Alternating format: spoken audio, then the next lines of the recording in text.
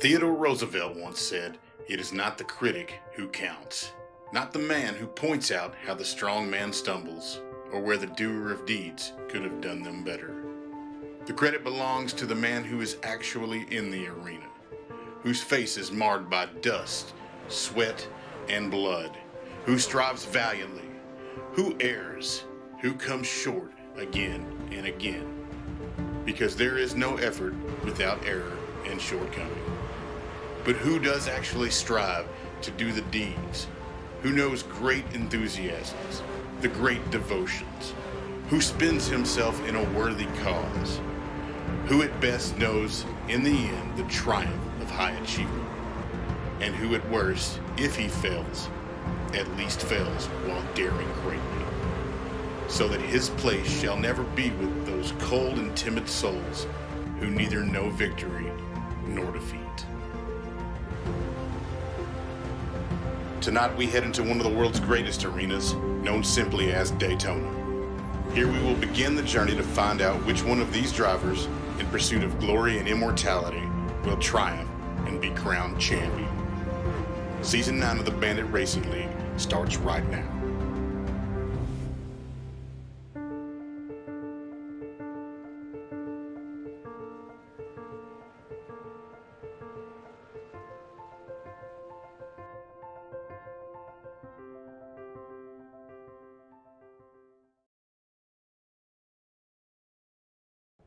And welcome race fans to the first round of the Season 9 of the Bandit Racing League. You may recognize my voice from last season. I was your co-commentator in Season 8 alongside Mr. Evan Wall Media, who formerly broadcasted this series. But now, there is a new face, Marshall Crocker Jr. I will be your producer for this season, taking on Season 9 in the Truck Series, the Geezer Authentic Truck Series to be specific, starting tonight at Daytona International Speedway for our very first race of the season. But yes, I have graduated slightly, moved up here into the proper full-time producer role. But with Evan taking, some time apart, is not going to be broadcasting the series full-time in the upcoming season. He's going to take some time to make sure that, he can complete all of his school duties. And in the time that he's not, he may be our pit reporter, as he's going to be tonight. We're going to get some insights from him and his side of things. And that way we'll kind of get an insight into the drivers, hear what they're thinking at all times. But aside from that, we are also going to have another face in the booth this season. We got to welcome our new face, our new co-commentator alongside myself. He was a driver in the series last season, and it is a pleasure, as always, to have him. We have Mr. Mitch Sullivan as our new face. So, first of all, Mitch, welcome to the booth. It'll be great to have you this season. But just for the people at home, the people who have never heard from you before, do you want to kind of intro yourself? Just talk about your experience with broadcasting, what sort of season you're looking forward to, and just talk about your experience here on iRacing and racing in general. Yeah, thanks, Marshall. I appreciate it. My name is Mitch Sullivan. As he pointed out, I was the driver of the 18 car last year. I was kind of a part-time racer. I've been doing quite a few different kind of series here and there. My background in broadcasting, however, in college, I studied a little bit. It was kind of like a minor that I pursued in radio. Always been a huge racing fan. Grew up going to the dirt tracks. It's my favorite form of racing. Love asphalt, love short tracks. Consider myself a short track specialist when it comes to the lower splits, but outside of that, no, just happy to be here and looking forward to the season. Awesome. That goes for both of us. I think it's going to be an incredible year, and what better way to start it off than here at Daytona International Speedway. They've started the real world NASCAR, all the main top tier series here at Daytona International Speedway for years, and there's a very good reason. Daytona is just such an incredible track, and I'm sure we'll be talking about it all the way through the race, but for now we can give you a few details about it before we get off to our qualifying session. Qualifying for every race of the season is going to start at 9:10 p.m. on the dot, or at least 9:10 p.m. over here in Eastern Daylight Time on the East Coast where I live. So it'll be getting started in just a moment, and we'll keep you guys updated. You see the scrolling ticker on the top. That's kind of a new addition this season, so you'll get that to give you a little bit of insight into where drivers are in practice pre-race, and then for most of the race we'll go back to the traditional timing tower. So we'll get you a little bit of variety, but first we got a graphic made by our very own Evan Wall, who again we will hear from a little bit later. Let's get a bit of a track preview, if you will, to this week's race at Daytona International Speedway. Just some information about it. It was founded in 1959. Of course, been a fixture on the NASCAR schedule for, a very, very long time to this point. Of course, it is considered a superspeedway. Now, the Nashville Superspeedway that they just added kind of toys with the definition of what a superspeedway is considered, but technically speaking, I like to think of it as a track as large as Daytona. Daytona, of course, 2.5 miles in length, the second longest permanent fixture in the NASCAR schedule in terms of track length, aside from the Talladega Superspeedway, the last Superspeedway we went to as a series towards the end of Season 8. Other than that, a 31 degree banking, I should say, through the turns, 18 degrees through the tri-oval, and barely any 2 degrees on the back straightaway.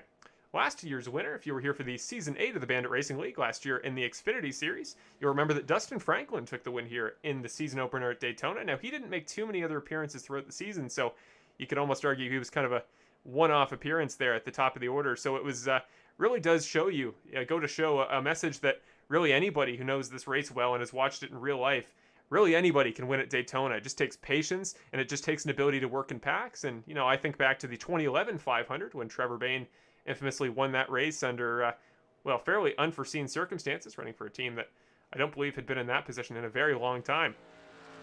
But we're just getting ready to go now. You see in the background, I believe that is Mr. Tony Halbrand's getting ready for his first qualifying laps. You'll see the times updating in a moment.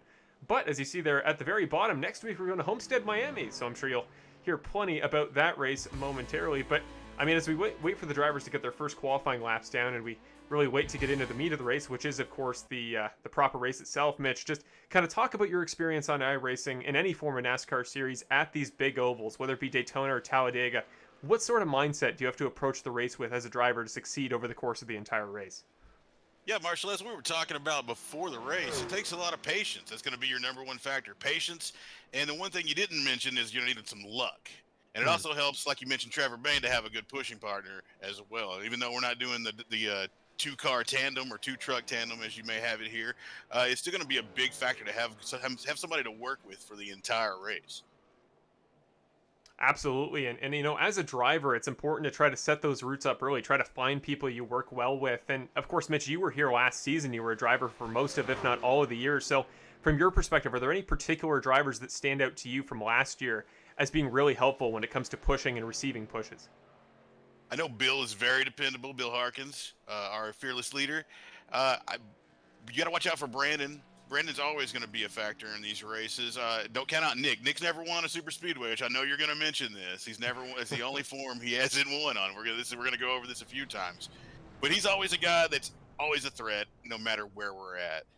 You can look at Curtis Yancey. He's going to be another one that we have to take a look at. And there's going to be some new guys here, some new faces that, or maybe some guys who kind of like laid back, as you said, that there's going to be an opportunity for those people who don't usually get to run up front to have a shot. It's just about picking your routes, finding a good line, and testing out those drafts, Make sure you side draft coming up the middle. If you pull off those things and you can keep it straight and you're not a victim of poor luck, then you definitely have a chance to win. Yeah, most certainly. It's a lot of factors, and it's really different than any other race on the entire calendar here. Running at Daytona, it's truly an absolutely different skill set, and it's not to say that it's not a real skill set. I think a lot of people do it a disservice to talk about winners here at Daytona as though it is just entirely luck, and that isn't the case.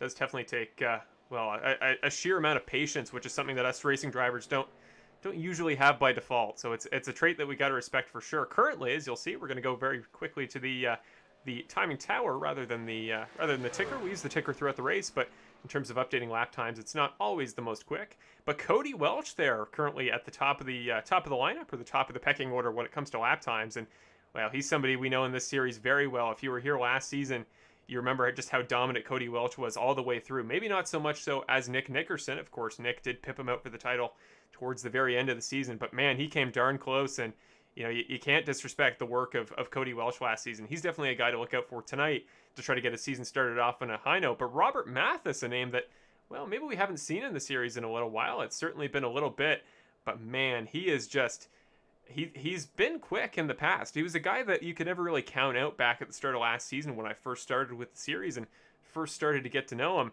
So it's good to see these back with flying colors, and is now top of the standings here at Daytona, and it's such a crucial position to be. So helpful to start up right at the front of the field, stay ahead of all the chaos rather than behind it. And I'm sure that's probably going to be the mindset of everybody here, and maybe those that decided not to qualify, maybe going to choose to opt to the back, where you could argue it's a little bit safer and a little bit more likely to stay out of trouble. But we are coming right to the end of qualifying. I believe we are going to be finishing out in less than a minute, so this is effectively going to be your final grid. Only a couple drivers left on track. Connor Zook just came off the track. Peter Murphy running in the 38 track, one of my favorite liveries in the entire field. He currently is 27th in the race order, and well, for the time being, he is just going to finish up, and we will see where everybody finishes up momentarily. But yeah, Robert Mathis, Cody Welch, Anthony Caetano, Roman Henry, and Jeffrey Dorhofer, your top 5. A few new names in that lineup. We got Roman Henry, Jeffrey Dorhofer, who, if any, I don't believe ran too many races last season. We've got a couple guys like that just showed up towards the end of the year. One guy we should talk about as well, Davie Hendricks here, currently starting in 8th on the grid. He won the most recent race at a Superspeedway in this series. Of course, last year in the Xfinity Series for Season 8, he was our winner at Talladega. So, well, there's definitely precedent there that he would then have speed at a very similar track, Daytona and Talladega. Very similar style of racing. Another guy I'd like to mention is Steve Ulrich in the 25. I met Steve racing ARCA cars, and Steve, he is one of the cleanest, most skilled drivers I've ever raced against. I mean, we had hard-fought battles at Pocono for 5-6 laps at a time, and maybe even more. And the guy, he can put you in a bad spot without touching your car and make you work to get around him. He is one of the toughest customers on the track, so I wouldn't count that guy out either. Yeah, we'll have to see. There's so many drivers like that can really make a name for themselves tonight, and we'll have to see. Once we got 3 races under our belt since I joined the series, we're going to start to see patterns forming. Who was quick at these ovals consistently, these super speedways. But now we get an opportunity to go over your starting grid for tonight's race. All 43 drivers, I believe they did all run a time, or if not, they darn came close. So we can now go through your race order. On the pole, Robert Mathis making his return to the series after quite a while, running a 52.204 lap. 206 perhaps. It's very small on my screen right now, but yeah, he is just he's somebody to look out for. I'm excited to see him back, and again, it's crucial here to start on pole if he can at Daytona, I should say. So good for him to be able to stay out of the way. After that, Cody Welch is going to be starting in the 2nd spot on the outside of the front row. Anthony Caetano rounding off the top 3. It's a really good performance for him, and he's got a great truck as well, so good to see he's putting it to good use. Roman Henry after that in the number 12 entry starts in 4th, rounding off the top 5. Jeffrey Dorhofer in the 71. Then Gary Wright in the number 6 car. David Leakey after that in the 84. Davie Hendricks will start in the 21. Remember, he won the most recent Superspeedway race and has been a force to be reckoned with, really, in the series as a whole as of late. So we'll see if he can continue that hot pace. Fan favorite Hunter Henry's always got plenty of support in the YouTube side of things. He'll be starting in 9th. And rounding off the top 10, you just talked about him a second ago, Mitch, but Mr. Steve Ulrich in the 25 car. Yeah, starting 11th, we've got a very famous last name here in Willie Evernham. He's going to be starting 11th. 12th is going to be Curtis Michaels. A new name I haven't recognized before. I don't think I've even raced against him. Is Alex Bowser. I'm sorry. He'll be starting in the 13th. Then we have Aiden Kaiser, another great race car driver that I have raced with many times. He's a really, really good driver. Jason Greenwell. Then we have Brett Guzik starting 16th. Mark Allen Bivens. Sorry, it's a little small on the screen. Mark Allen Bivens starting 17th, and Thomas Finsler, he's going to be in 18th. Yes, indeed. After that, we got to scroll down a little ways. There we go.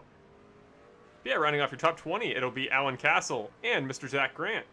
After that, we got Mr. Victor Weaver, Matt Crockett, Kevin Foster, Nick Dwornik, Connor Zook, Dan Heisey, Nolan Gross, Daniel Stein, Peter Murphy, and rounding off the top 30, making his return to the series after a brief hiatus at the end of last season, Mr. Curtis Yancey.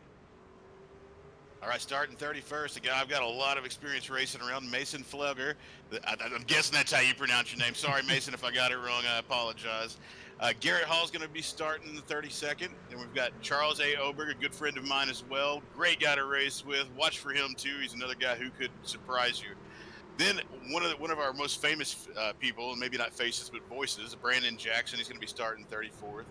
Then Carter Talley, another newcomer, at least to me.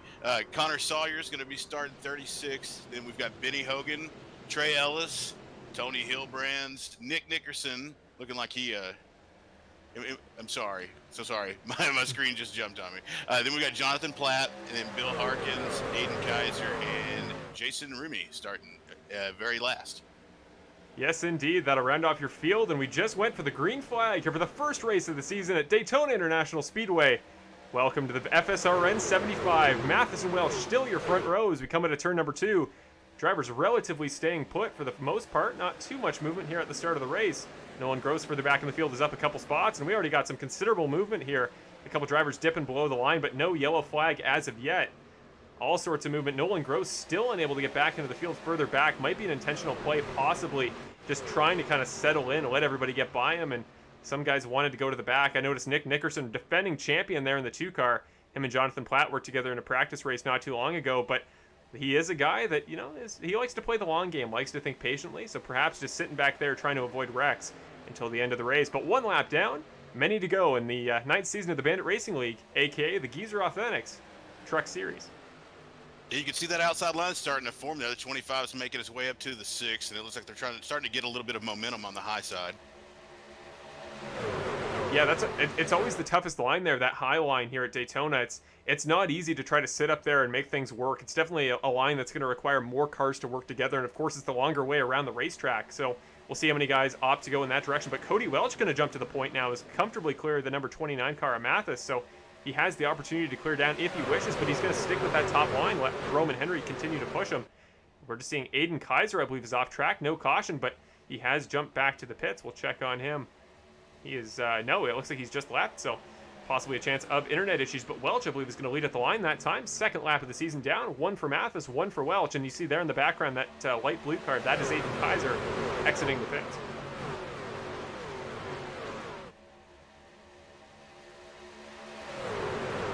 Yeah, looks like we're starting to see a little bit of a flux here in the middle. We've got one car here looks like he's trying to make his way through. I can't tell who that is right now. Looks like the 24 maybe. Yeah, keeping an eye out. We got a couple. Sorry, it's Brett Guzik in the 04. My apologies.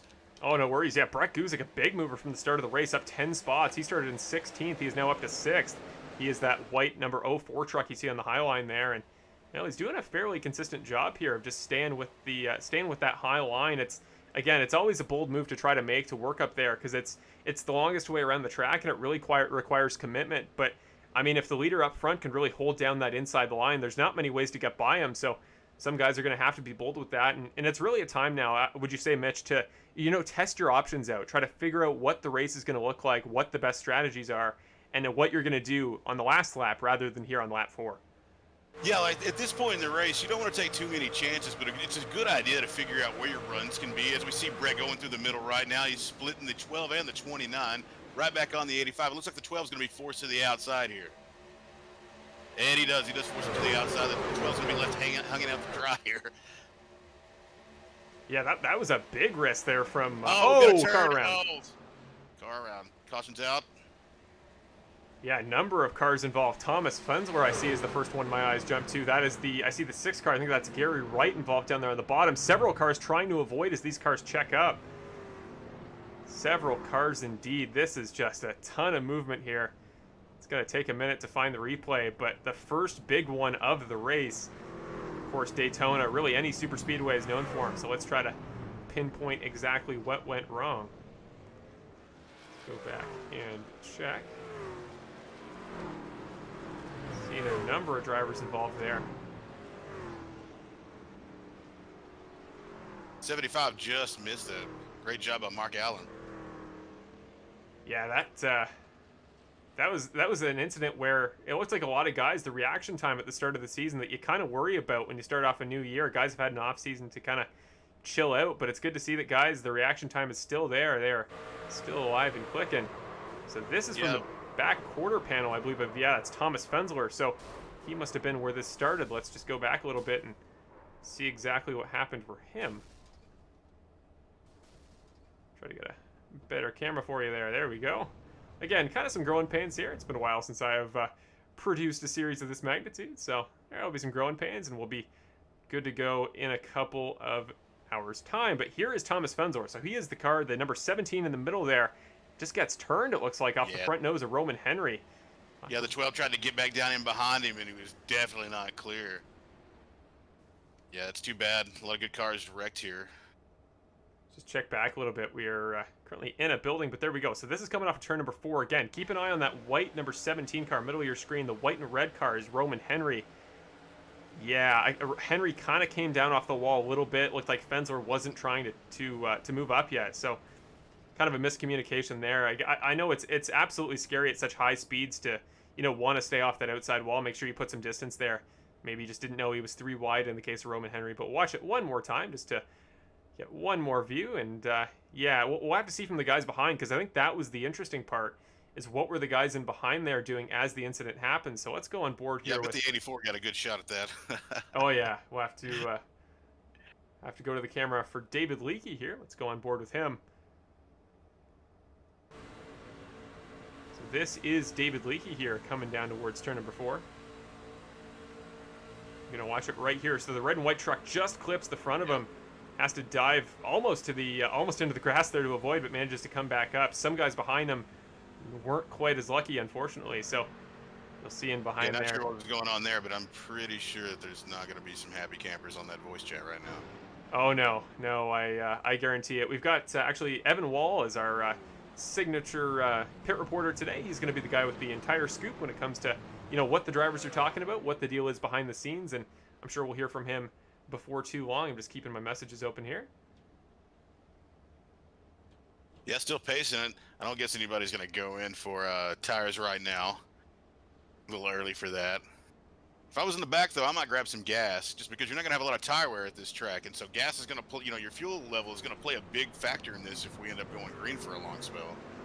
Yeah, that is a really essential part that we should talk about is the fuel situation. When it comes to super speedways, tires really aren't too essential. It's something that maybe you'll take once if you have the fresh set, just to have them.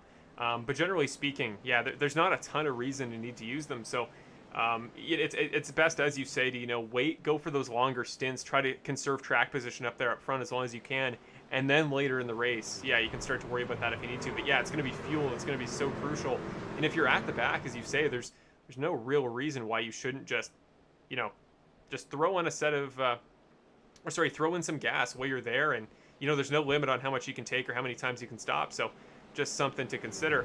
One important mention or note that we should mention, we'll actually get Evan to make his first appearance of the season, maybe on the next restart, which I don't mean to jinx it. I don't mean to suggest that's coming up too soon. Let's hope not. Let's hope we get some green flag racing. But we'll talk to him in a little bit. One big storyline tonight, a very familiar face in the series, Ricky Hart Jr.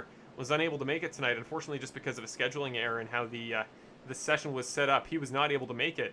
I know he had a pretty good week last week, just had the birth of his son Wade, but just a week later, unfortunately, just didn't work out for him. So he'll take a provisional. He's not out of the championship by any means. It's a very long season by nature, so I'm sure he'll get an opportunity soon. But it's a shame not to see him here, because had a great year last year, was in our championship 4, and now unfortunately he is out. Speaking of out, Jason Romey as well has left the event in the number 100 car. Don't believe he ever got a chance to start. But as we get ready to go, the first restart of the season, Cody Welch in control of the field. The pace car takes the left-hander off to pit road, and we are getting ready to go. Cody Welch, Robert Mathis to his outside. They've swapped spots since the beginning. Brett Guzik in third, up 13 spots. Green flag. Mathis will lead at the line. And the first restart of the season is a go. Let's see if we can get some laps under our belt. Anthony Caetano did not appear to get going. There's a bit of a gap there from the outside. Some of the guys on the inside line may get the opportunity to move up. Yeah, the 22, he took a dive there whenever they split the line. He made a move from the top to the bottom and put himself in a pretty good position. He's going to be in the dominant line, at least coming to the green or the finish line on the first lap here. We're going to see this top line is going to form, though, and as you can see, they're kind of split up in the back, and it's either they're still trying to work it out up here in the front. So who knows how this is going to work out?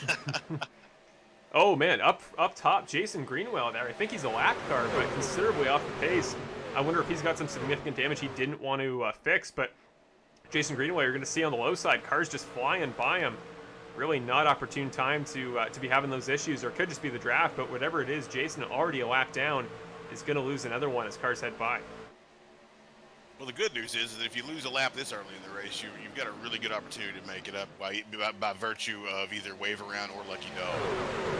So he's not out of it yet, unless he has catastrophic failure, which we don't know yet. Yeah, you never know. He's keeping up now. He's tucked into the pack.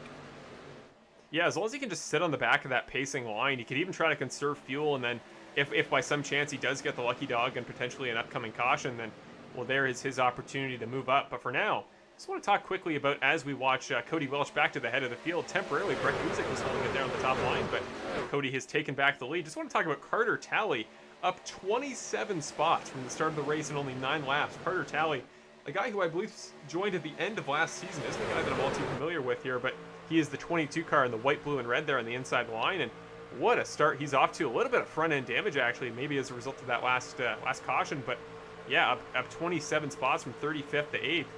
I mean, it's a long race. Of course, we're very early into tonight's event, but you never know. Always the potential that he can keep that momentum working and keep moving his way up.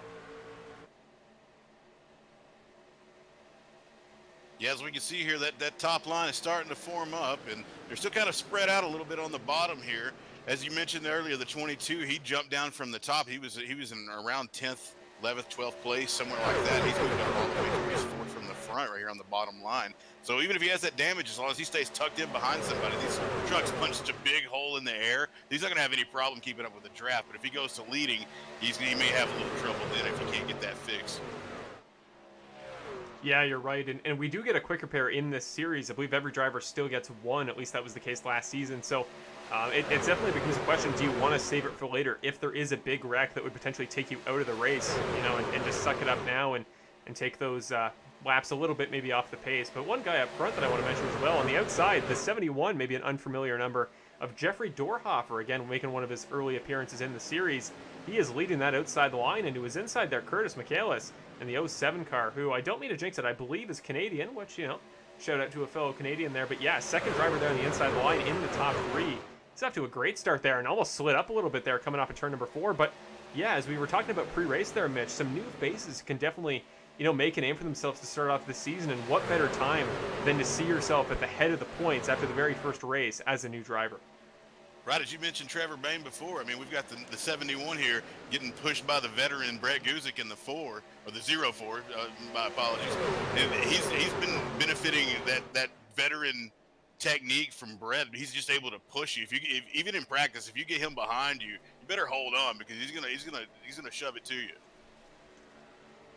Absolutely, and those veteran guys, you got to think that have been on the service for a long time, have to be pretty good pushers. You'd imagine this isn't their first rodeo, or maybe as somebody who's just transitioning into the car for the first time, might not have those same skills. But speaking of veterans, as we just watch these two lines continue to form up, that inside line actually doing a great job of getting some pace.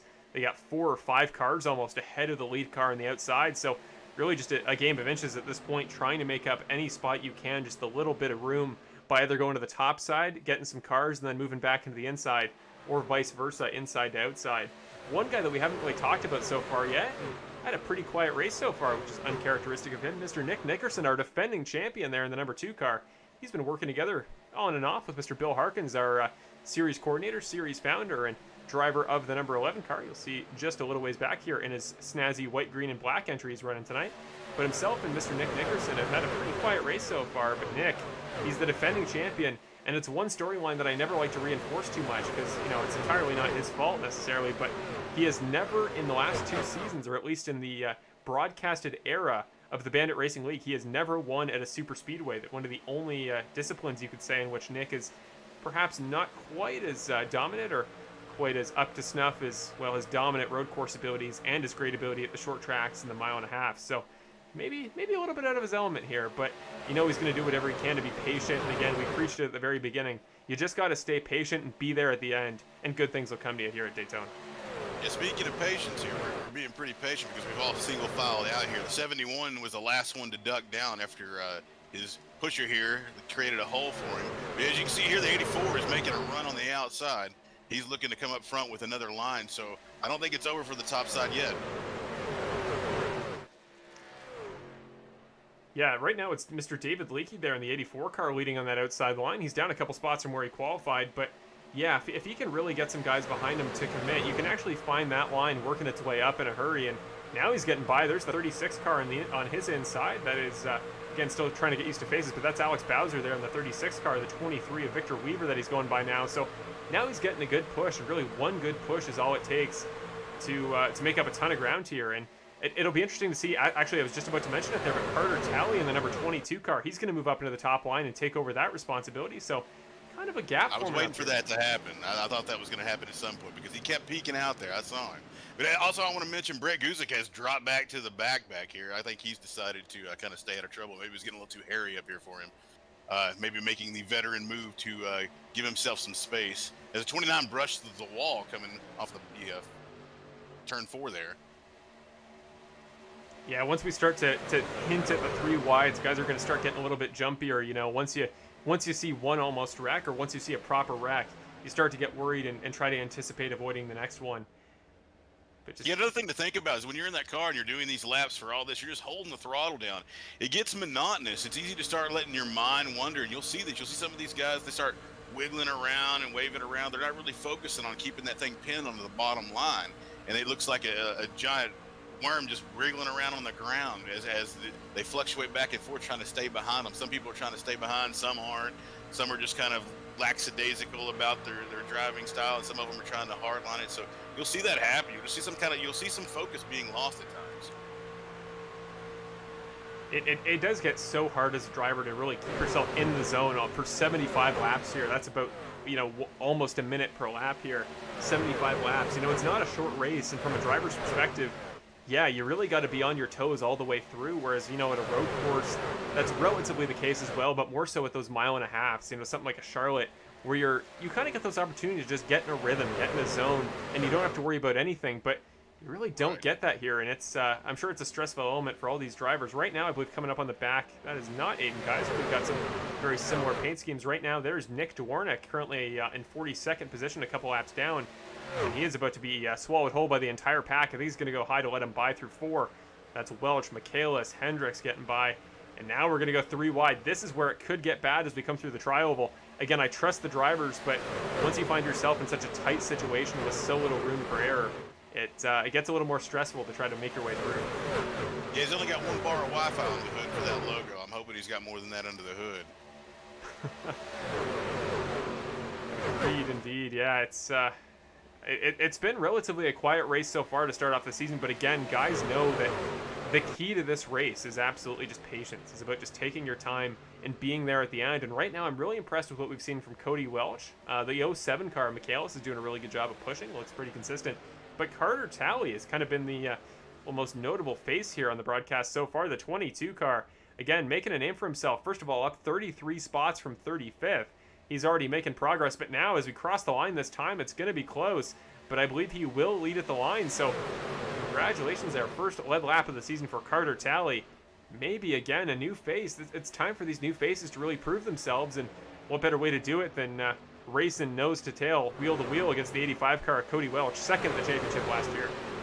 Yeah, if he can get the 29 to stick to his rear there, he's going to be able to push him to the front. They're definitely fast together, but the 29 seems to be having a little bit of problem staying up there glued to his bumper too wide. He keeps poking out. I'm not sure why. Now he's going to force the 22 down to the bottom, and nope, he's not going to make it. He's going to be stuck out in the middle. Looks like the 85 is going to let off for him, though, and he's going to get down.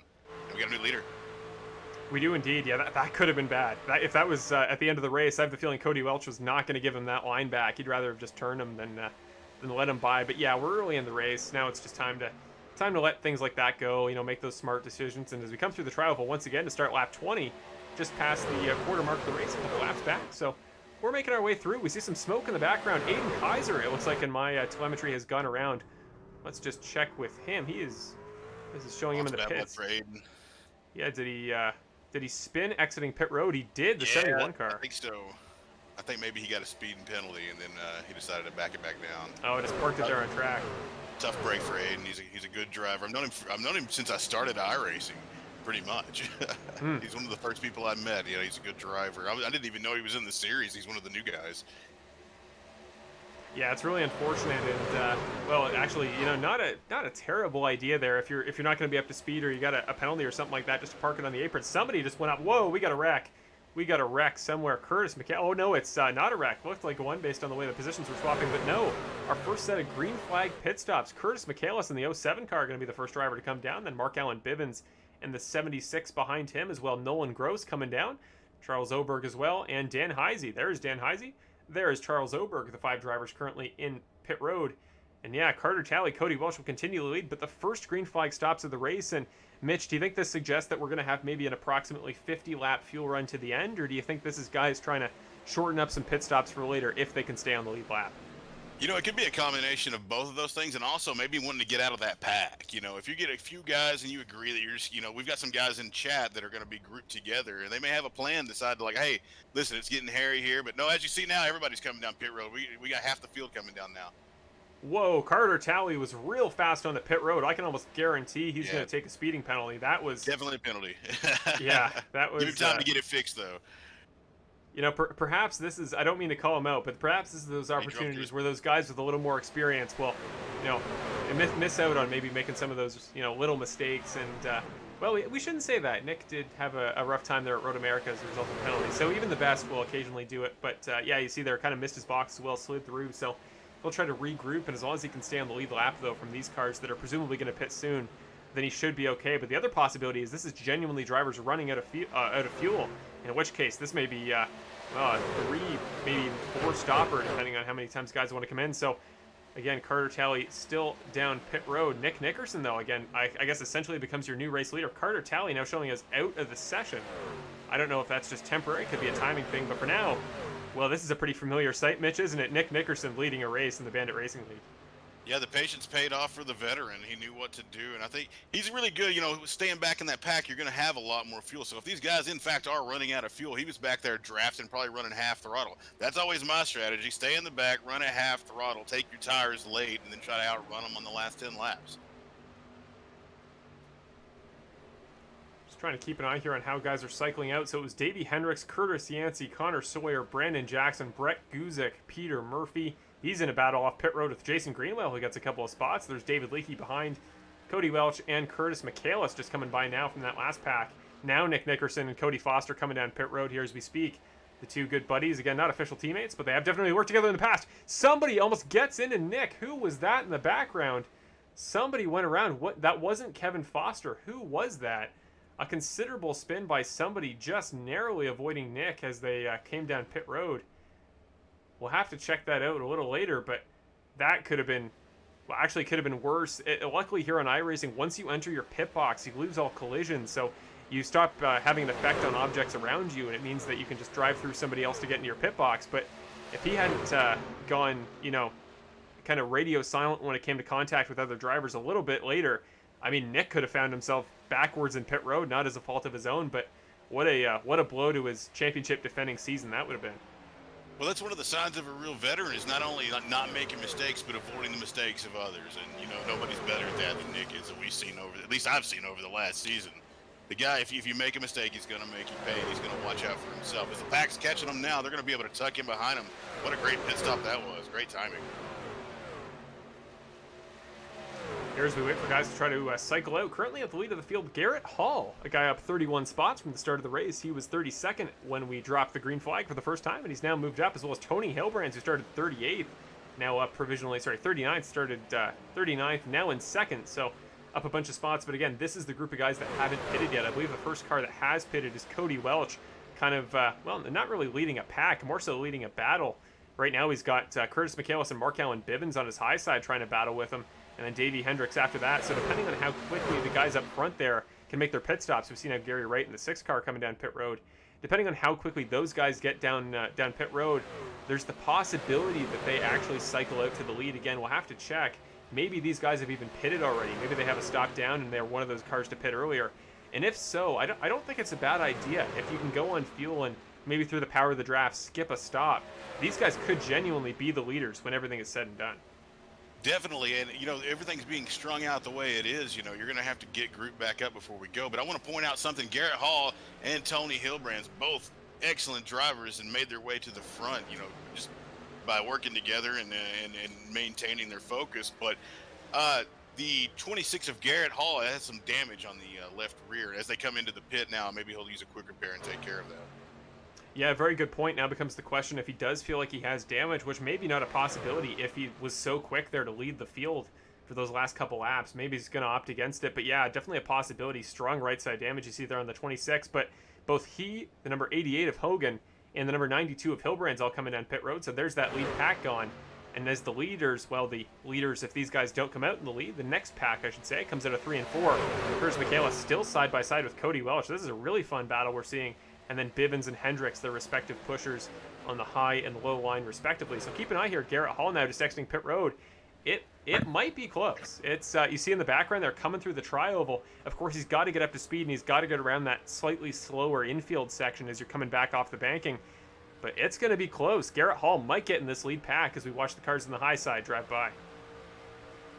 Yeah, I don't think he's going to make the commitment cone in time on the exit of pit road. No, but I still think they're going to stay with the lead group, so that's good. They're going to be able to stay with the leaders, or at least be able to catch them pretty quick once they bunch themselves back up.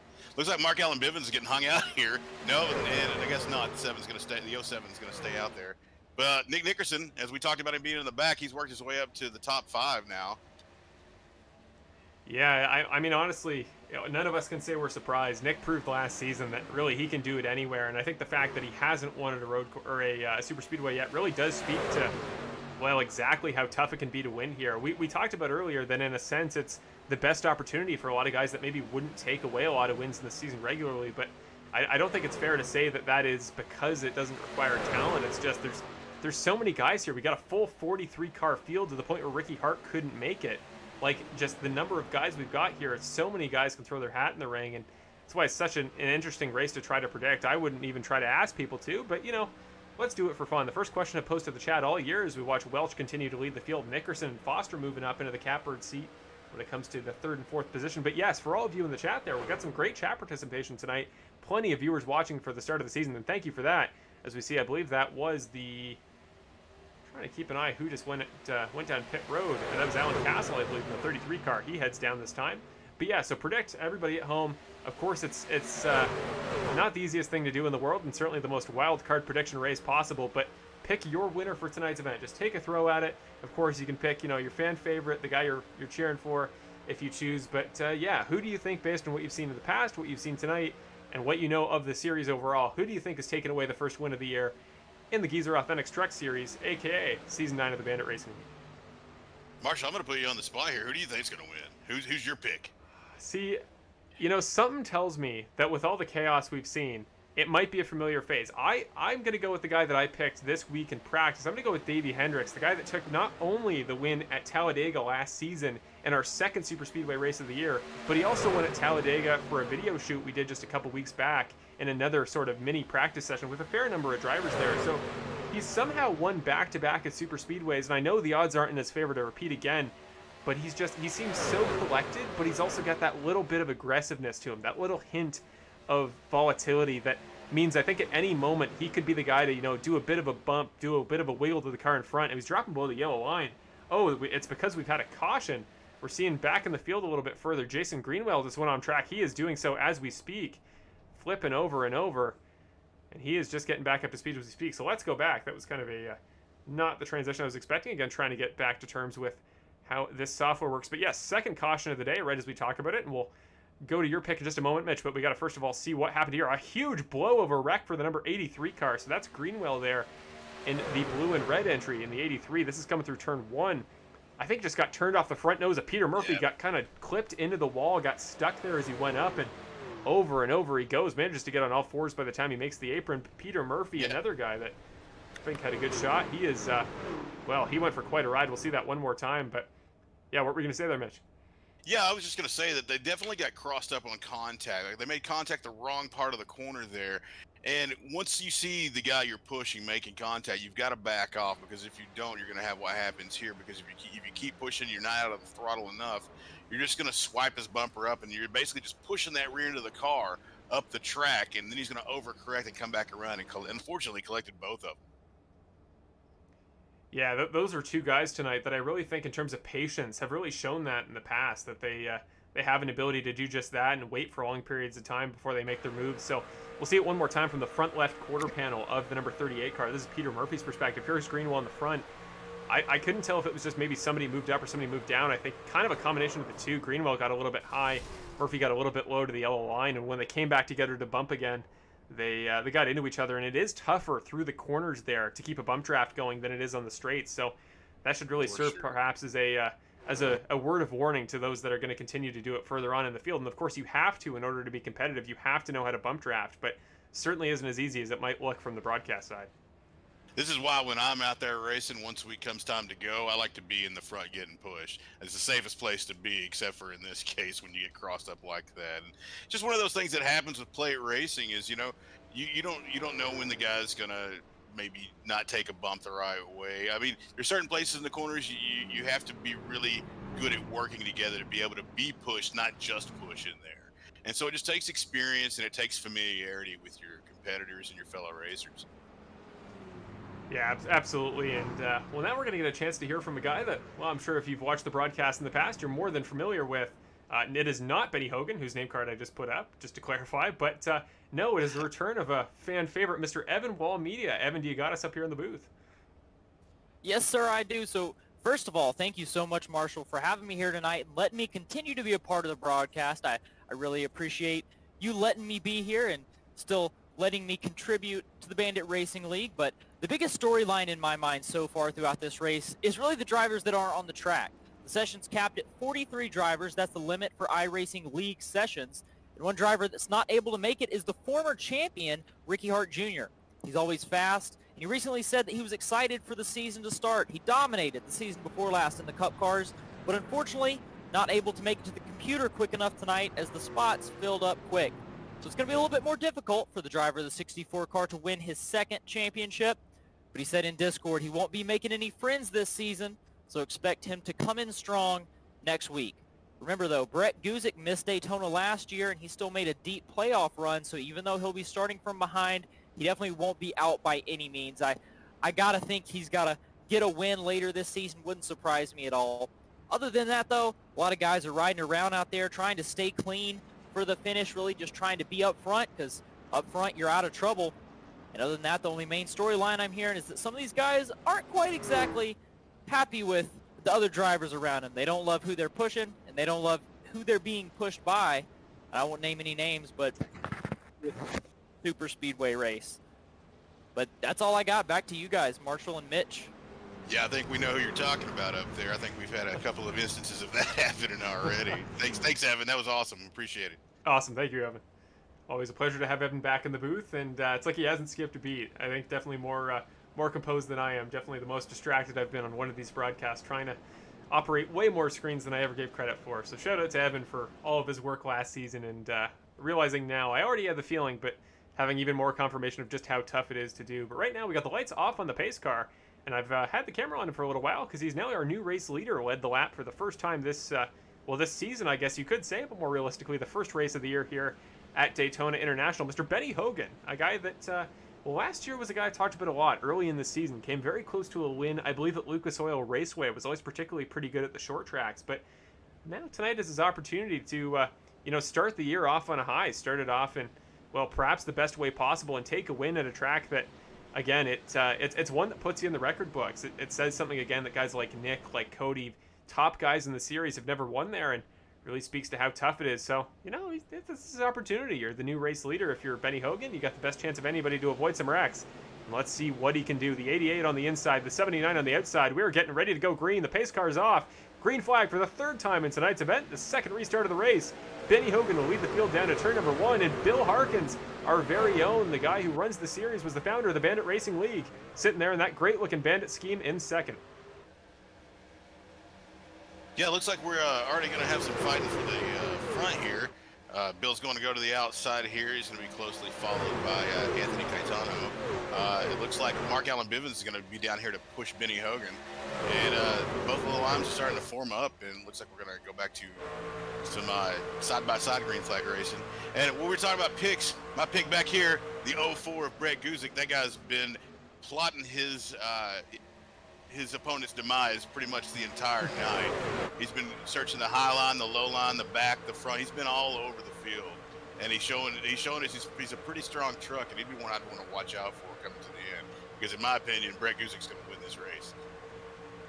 I think not only is Brett a good pick for the race win, I think he's kind of a sleeper pick there for the champion. He has been so good in qualifying these last couple of years, and in our casual Tuesday night late model league we've been running, he's been cleaning up, won 3 of the 4 races so far. So, no, he's an incredible driver everywhere, and man, to get a win at a super speedway would kind of round out his resume. We're seeing Benny Hogan here. He's going to take it to the back, and I don't know if he's having problems here or he's just trying to get out of the draft. No, I think he may be out of gas. He didn't pit this last cycle. I think most of all the top 8 pitted, but I think he's out of gas.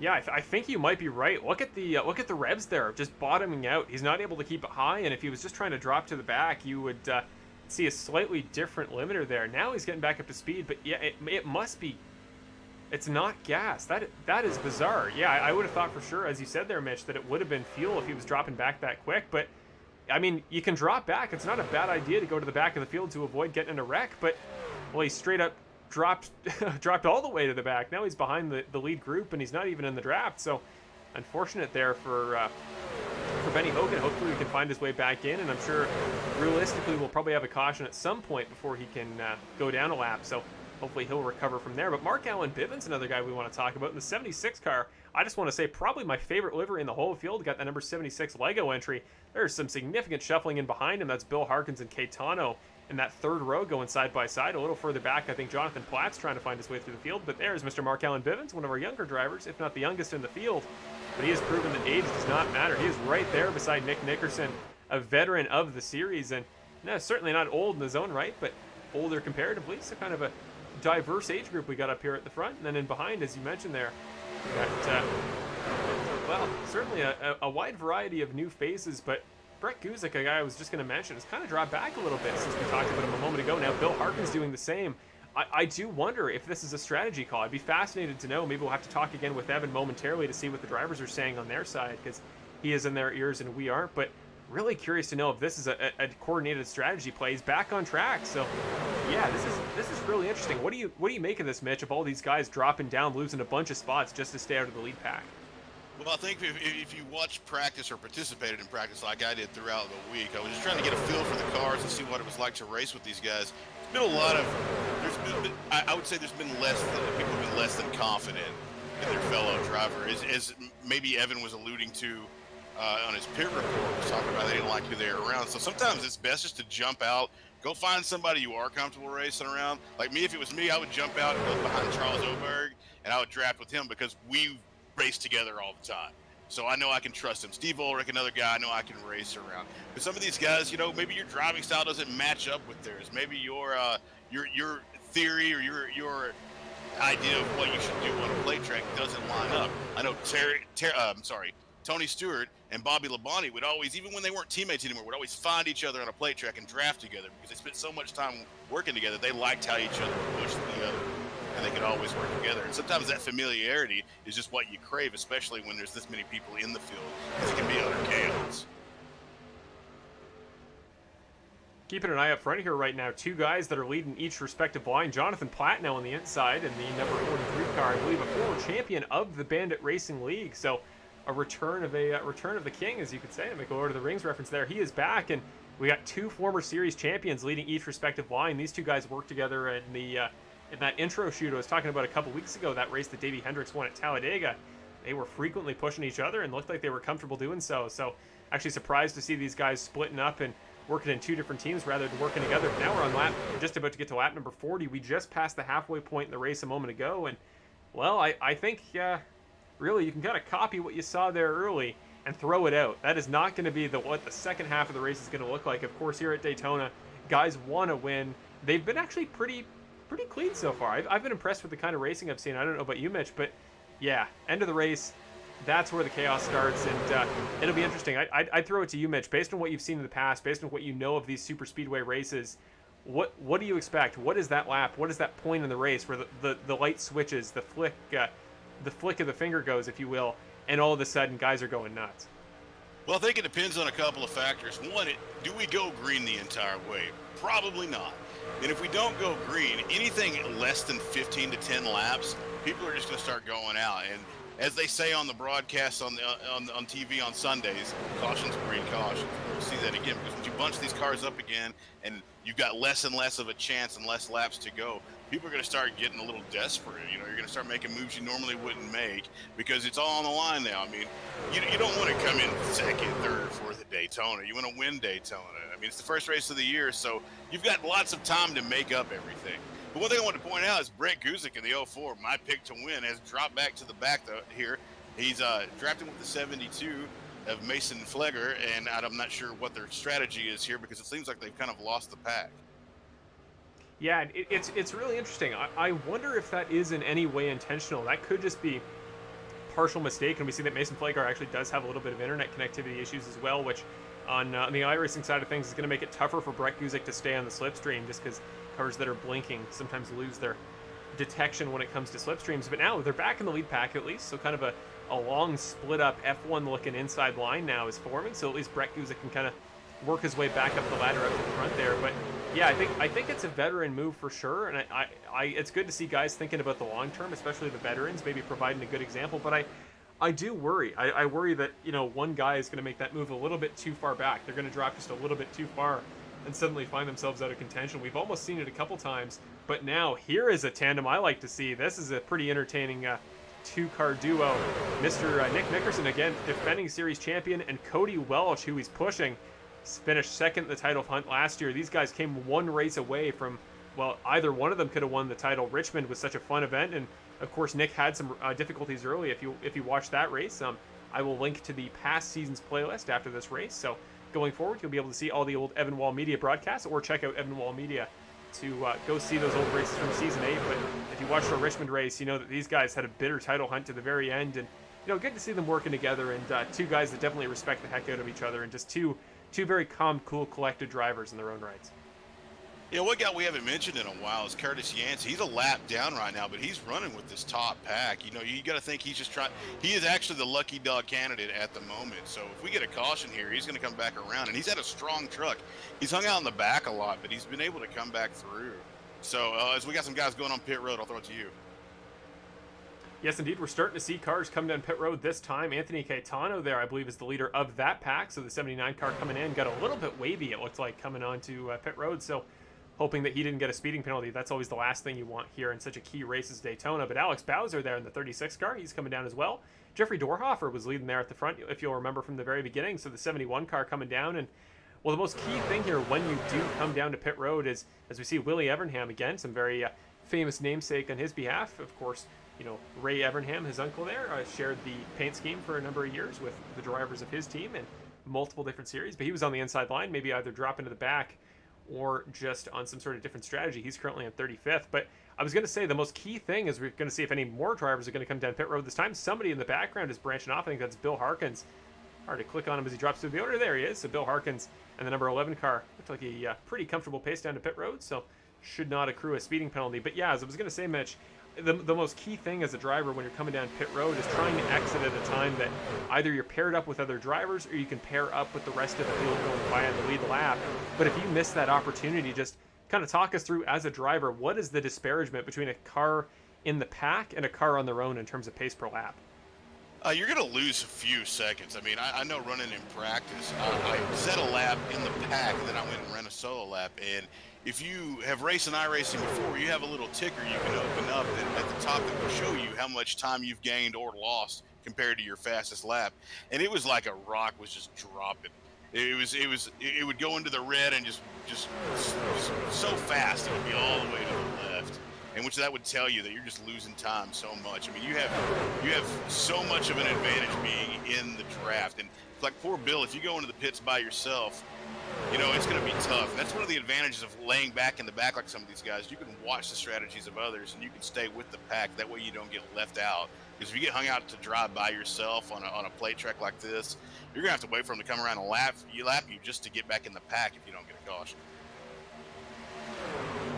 Yeah, it is brutal, and it's the most key thing here. It's why you kind of just got to copy everybody else around you, really, to make sure that you're on the right strategy, because strategy calls in terms of fuel can occasionally work, but most of the time you're going to want to go with the conventional strategy. We saw a very brief 3 wide on that last lap you may have seen there in the background, and now we were forced into another one. We had a lap down car there on the high line, letting lead cars by, and I've just seen in the chat now Jason Greenwell had to drop out of the race, which shame to see. I'd imagine probably just unfortunately caught up in two of the first 3 wrecks there. But Jason Greenwell, quick shout out, a fellow plaid occasionally, I imagine, but colored shirt wearer. It's always what he's known for in terms of visuals. So shout out to Jason for those. And yeah, I was really hoping for you tonight, but you got a long season ahead of you, and I'm sure there's going to be plenty of other opportunities. And again, you kind of have to expect at a certain point when you get knocked out of Daytona, unlike a lot of other races, you can't really put that on yourself, can you? That's kind of just one that you'll chalk up to the track and move on from. Yeah, I mean, we know the story of Earnhardt. It took him until 1998, or 1990, was it 98 or 99 to win his first Daytona 500? I mean, it took him years and years. Tony Stewart never won a Daytona 500. He would win the summer races, but that spring race always eluded him. And I want to point out here, too, it looks like we've changed dancing partners up front. The 43's gone with Nick Nickerson, while Mark Allen's pushing the 85 of Cody Welch now.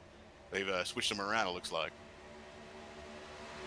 It is interesting, and I think that realistically, again, as I was talking about earlier, knowing Nickerson and Platt seem to have worked together in the past, there may be some precedent that these two guys are going to try to work together. Oh, there was... and Nick was not clear there. He got up to the outside of the 43 car, temporarily 3 wide. I thought he might come back and clear himself and cause a massive wreck. That did seem uncharacteristic of number 2 car, but again, you never know. Shifty at first. Yeah, absolutely. It doesn't seem like something he would do, but you never know here. You know, Daytona's such an unpredictable beast. You know, kind of, you just lose your head sometimes. I don't think anybody would agree that their Daytona self is the best version of themselves as a race car driver. You know, you're going to make some mistakes, and all you can do is just hope that it is not a crucial one. Nick now up to the top line, going to go side by side here at the front, side by side with Platt now. He's going to move up. I believe it's David Leakey going to give him a push, a guy that, you know, we talk about a lot. Always seems to have very fun races. He's had some bad luck in the past, has you know, a lot of mid-season wrecks last year, but he has really made an effort in this race to just stay comfortable up front, and what a result he's had so far. He's kind of been up in that conversation for the top 10 from start to finish, and that's what you want. Now he's pushing Nick Nickerson, probably, I'd imagine, a pretty consistent guy to work with up there at the front, so good to see that tandem is working. But yeah, Platt, Welch, again, Platt, former champion, Welch and Nickerson, your top 3, and you know, it's not something you'd usually expect. 3 guys that, you know, traditionally talented, that guys, three guys that are that quick at any given racetrack, but the fact that they're all up here, up front in the top 3 at Daytona, what does that say to you, Mitch, about the way they're driving and some of the skills they may have already? It's really surprising to see that many, because it seems like every race we have here, you always have some incident that takes out somebody that you expect to run up front. But one guy I want to give credit to is Mark Allen Bivens. This guy's been pushing everybody under the sun today. Every one of these guys up here has had his bumper stuck to the rear at one point tonight, giving them a shove. So, I mean, that guy, he may be a kingmaker before this is over. So let's keep an eye on him. Absolutely. What a race it would be for him to get on the podium. I'm sure that would be a great confidence booster to start off his season. He's coming down pit road, and so is Jonathan Platt, a couple others as well. Platt's coming down. Curtis Michaelis, who's led a considerable portion of this race. Mason Flagar, another younger driver in the series, who's shown a ton of pace at times. I'm looking for him, maybe, again, another dark horse, maybe pick up a win sometime soon in the series, maybe a short track or a mile and a half. Here's Jonathan Platt as well, just exiting pit road, was the leader when we came down. Nolan Gross as well in the number 05 car. The Dale Earnhardt tribute livery there with, I believe it's the Good Wrench scheme, so he is just leaving as we speak. But back up to the front, Nickerson and Welch, that tandem we talked about earlier, plenty of talent, plenty of consistency in the past in that top 2. And right behind them, Alex Bowser there. Again, a fairly new name to the series. Sick name, I got to point out. But the 36 car, he is leading that outside line. He is currently sitting in 25th, a lap down. Yeah, Alex Bowser, that sounds like a race car driver's name. As soon as I heard it, I was like, oh, that's a race car driver right there. If I heard that somewhere else. Alex Bowman, eat your heart out. Alex Bowser, that's where it's at. Hey, my buddy Charles Oberg, he's running up in the top 15 right now. Really proud of that guy. He's doing really well. Yeah, he is indeed. Just came down pit road a moment ago, but until that, he was sitting comfortably in the top 15, top 10 even most of the race. Nick Nickerson, I'm seeing live on screen.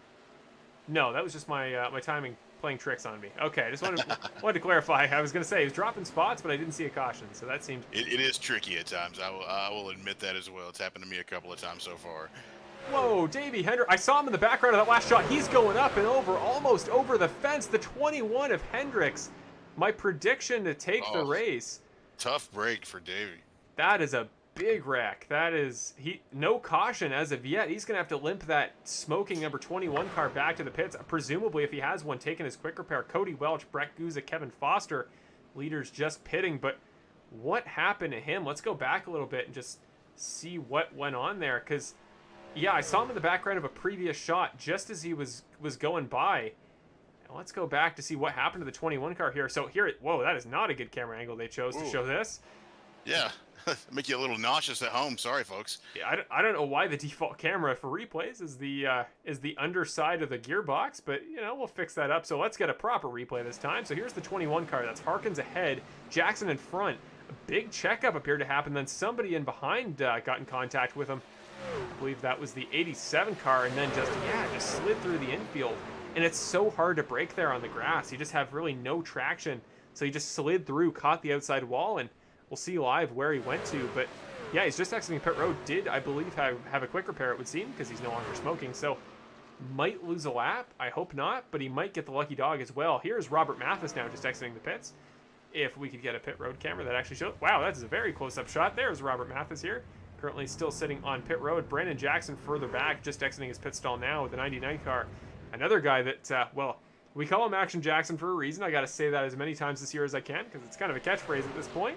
But yeah, Brandon, just one of the most entertaining guys in the entire series. And, well, as he watches Nick Nickerson head by, being pushed by Brett Guzik, again, two kind of elder statesmen of the series, guys that have been around here for a long time. And same with Brandon.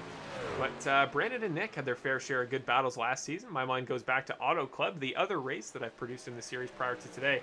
Robert Mathis has gone on off track as well, again with the stupid gearbox camera. But yeah, the 29 car, I think just got a little bit too fast on pit exit, almost missed the pit cone. So another guy that's been up front most of the race. Yeah, things were going fine for him until he came through the turn, maybe just trying to keep up with the leaders in front, trying to go as quick as he could, and yeah, just lost the back end a little bit. Managed to save it, avoid the grass, but yeah, that could have been very scary there for the that's the 29 car of Robert Mathis. And Alan Castle now just adding on to the Rex. Again, I apologize for this very loud transition. We'll try to figure something out for the future. But yeah, Alan Castle car just stopped through 3 and 4. It was considerably slow going through previous to that. And yeah, I'm wondering again, as we talked about with somebody else a little bit earlier, Mitch, you thinking maybe fuel, or we'll check on board with him. Yeah, just no revs. Yeah, I was going to say, he's got to be out of fuel if he's going to be down there that low and moving around. I'm hoping he can coast, but I think he's going to end up having to get a tow. That's too bad. Alan's a great driver, and I was looking forward to him and doing some great things. But I want to point out here, man, the 04 is still in it, and he's pushing Nick Nickerson. When you get these two guys together, now the field is in trouble. If these guys can make it on fuel, I don't know what's in store for everyone else. Not only that, they got Curtis Yancey right here trying to keep up with them. If those three get lined up, it's pretty much going to be over for everybody else. Yeah, genuine possibility. And the biggest problem that you then have as a car who isn't one of those three is that, you know, they're three guys you can relatively trust. I mean, they're guys that in the past have been consistent with, you know, clean bunts, right, just smart. Yeah, they have experience racing with each other. Exactly. And that's not what you want. If you're going to have three guys up front dominating that might win on a pit stop less than everybody else, you want it to be three guys who are going to do anything for the race win. You want a guy in second that might wreck the leader for the win. And I don't think that's what you have with Brett Guzik.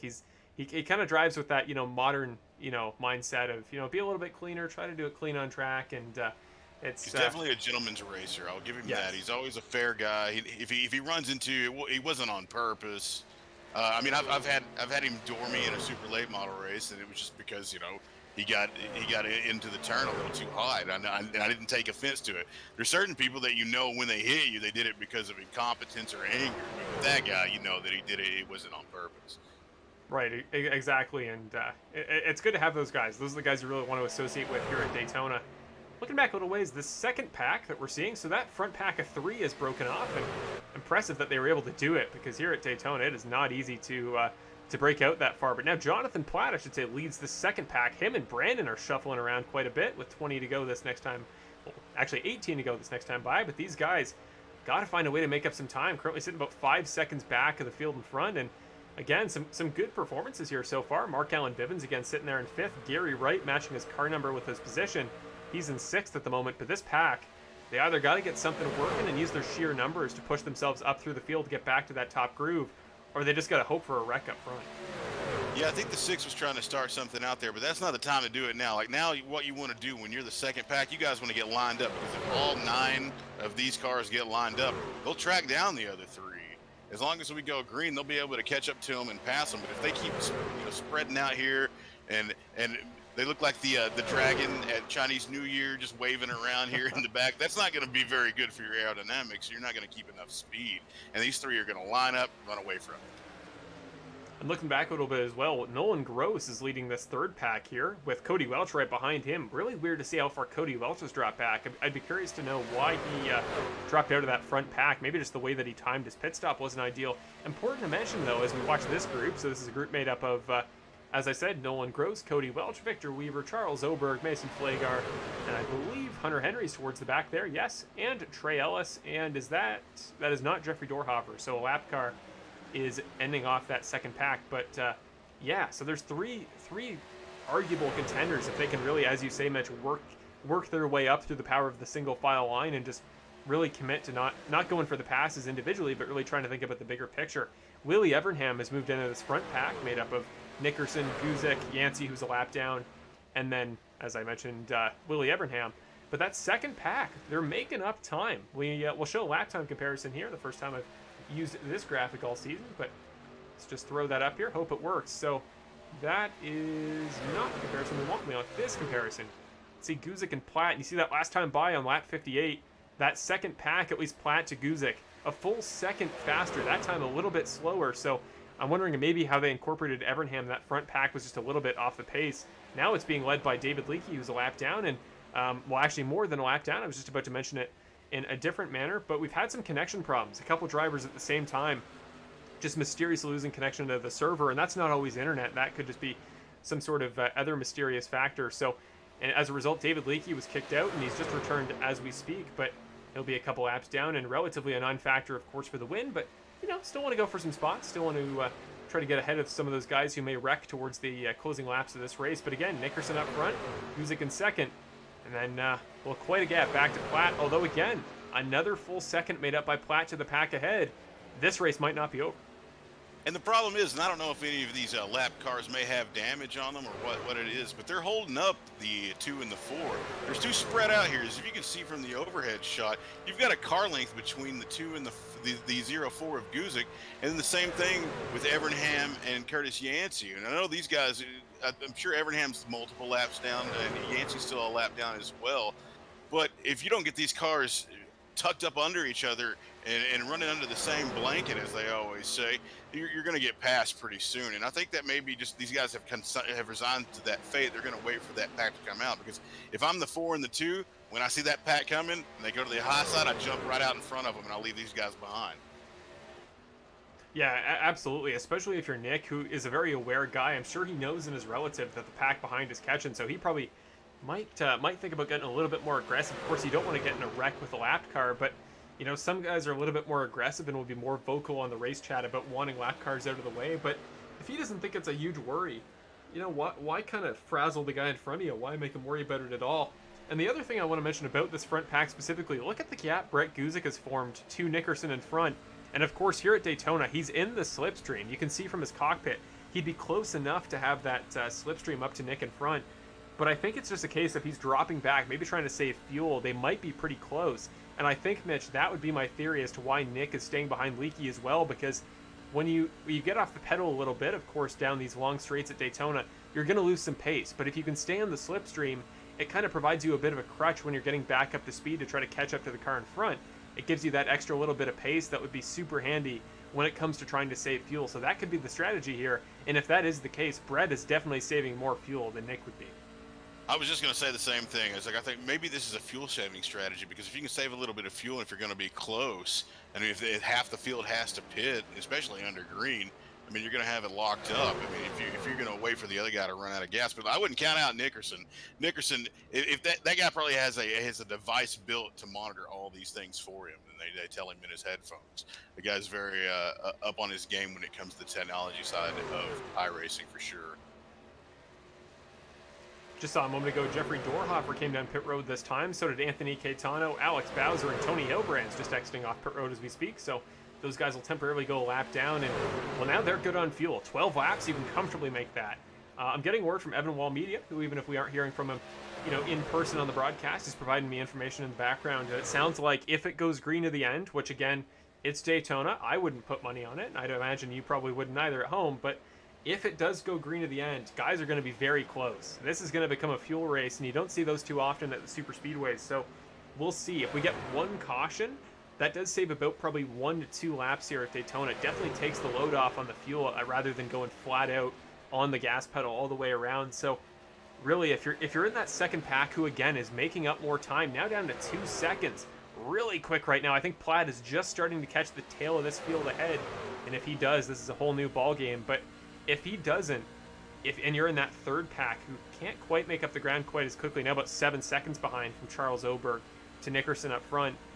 If you're them, you're praying for a caution. That's really all you can have at this point. Right now, Jeffrey Dorhofer, I'm seeing in the background, just came down pit road. He is off track. The 71 slides through the infield. Let's just very quickly see what happened to him. Let's hope for a that was not the moment we wanted. This is the replay system. I knew there'd be some production aspect we had to get figured out, and that would be, got turned off the front nose of Caetano coming through the tri-oval. I don't know if I'd put that on Caetano. It looked like he kind of tried to clear himself down and maybe wasn't quite clear of the front end of the number 79 car, but yeah, just like that, parked himself in the infield, and Jeffrey Dorhofer making his debut this season, possibly debut in the series from what I remember. And that is not the way he wanted to start his season. Yeah, I don't think that was intentional at all. I think that was a case of a guy moving up off the line, and you really can't help it because when you're holding it full throttle, especially if he was going for a push, you're going to get sucked up under this. It happened to me in practice the other day. I wrecked 3 or 4 guys, including Guzik and Bill Harkins. We were all in a pack together. One of the guys in front of me moved up, and I went in between them, and before I knew it, I was 3 wide in the middle and wrecking the field. So it does happen that way, and it's one of those things that you just kind of have to get used to. You have to have a really light touch on the throttle. You got to be ready to let out of that throttle at any given moment. And even when I'm falling behind somebody and pushing, I very rarely am at 100%. I usually just try to keep it around 90, so I've got a little bit to work with.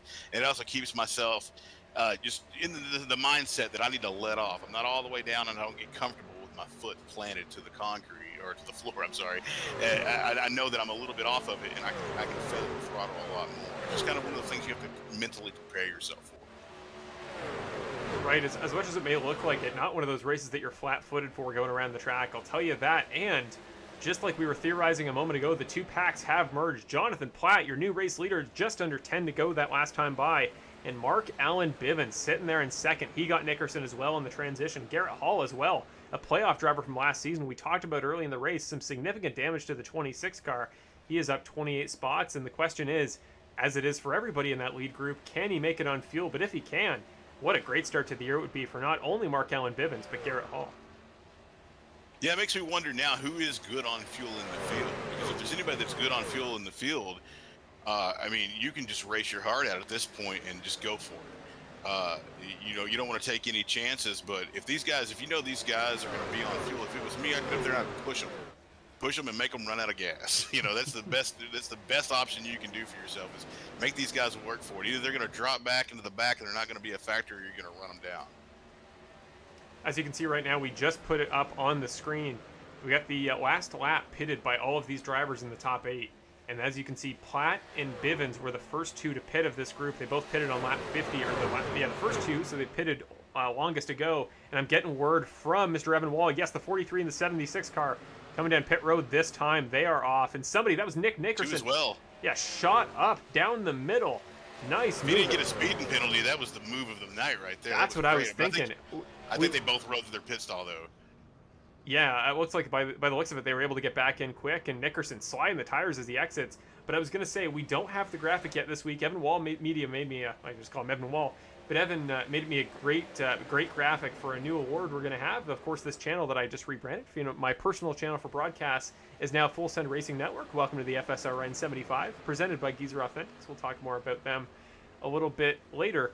But yeah, I mean, what a send there. That was a big move, and it is interesting, Mitch. I mean, as we come to 6 to go this time by, and Garrett Hall now leading the race, that's a considerable change. I don't know why the camera's panning.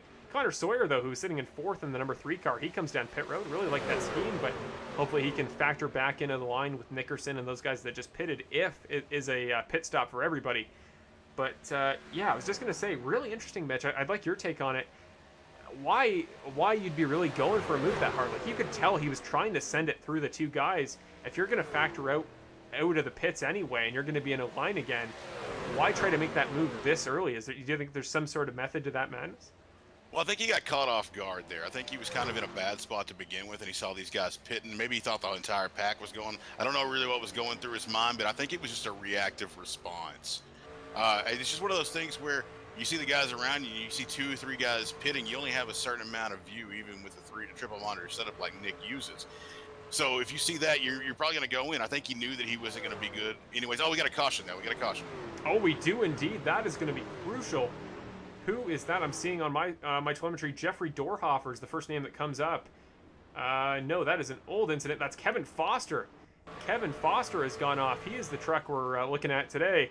The 8-car, whoa, massive wreck. Gets turned, I think, off the front nose of Matt Crockett. Crockett goes over. Kevin Foster goes over. Let's see that again. Massive wreck here, and just, wow, that was a violent wreck for 2 cars. You saw how many spins Kevin Foster did. Let's get another angle of that, maybe from the front end of that's Matt Crockett who was involved. But wow, just huge wreck. Just I guess, what do you think, Mitch? Just kind of a slight miscommunication when it comes to getting a bump draft out of the trial?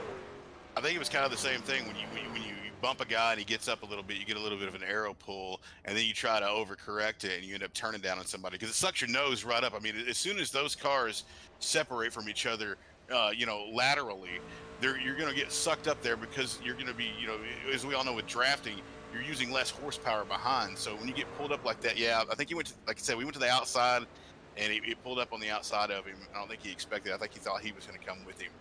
Right there at that point is where the trial kind of ends.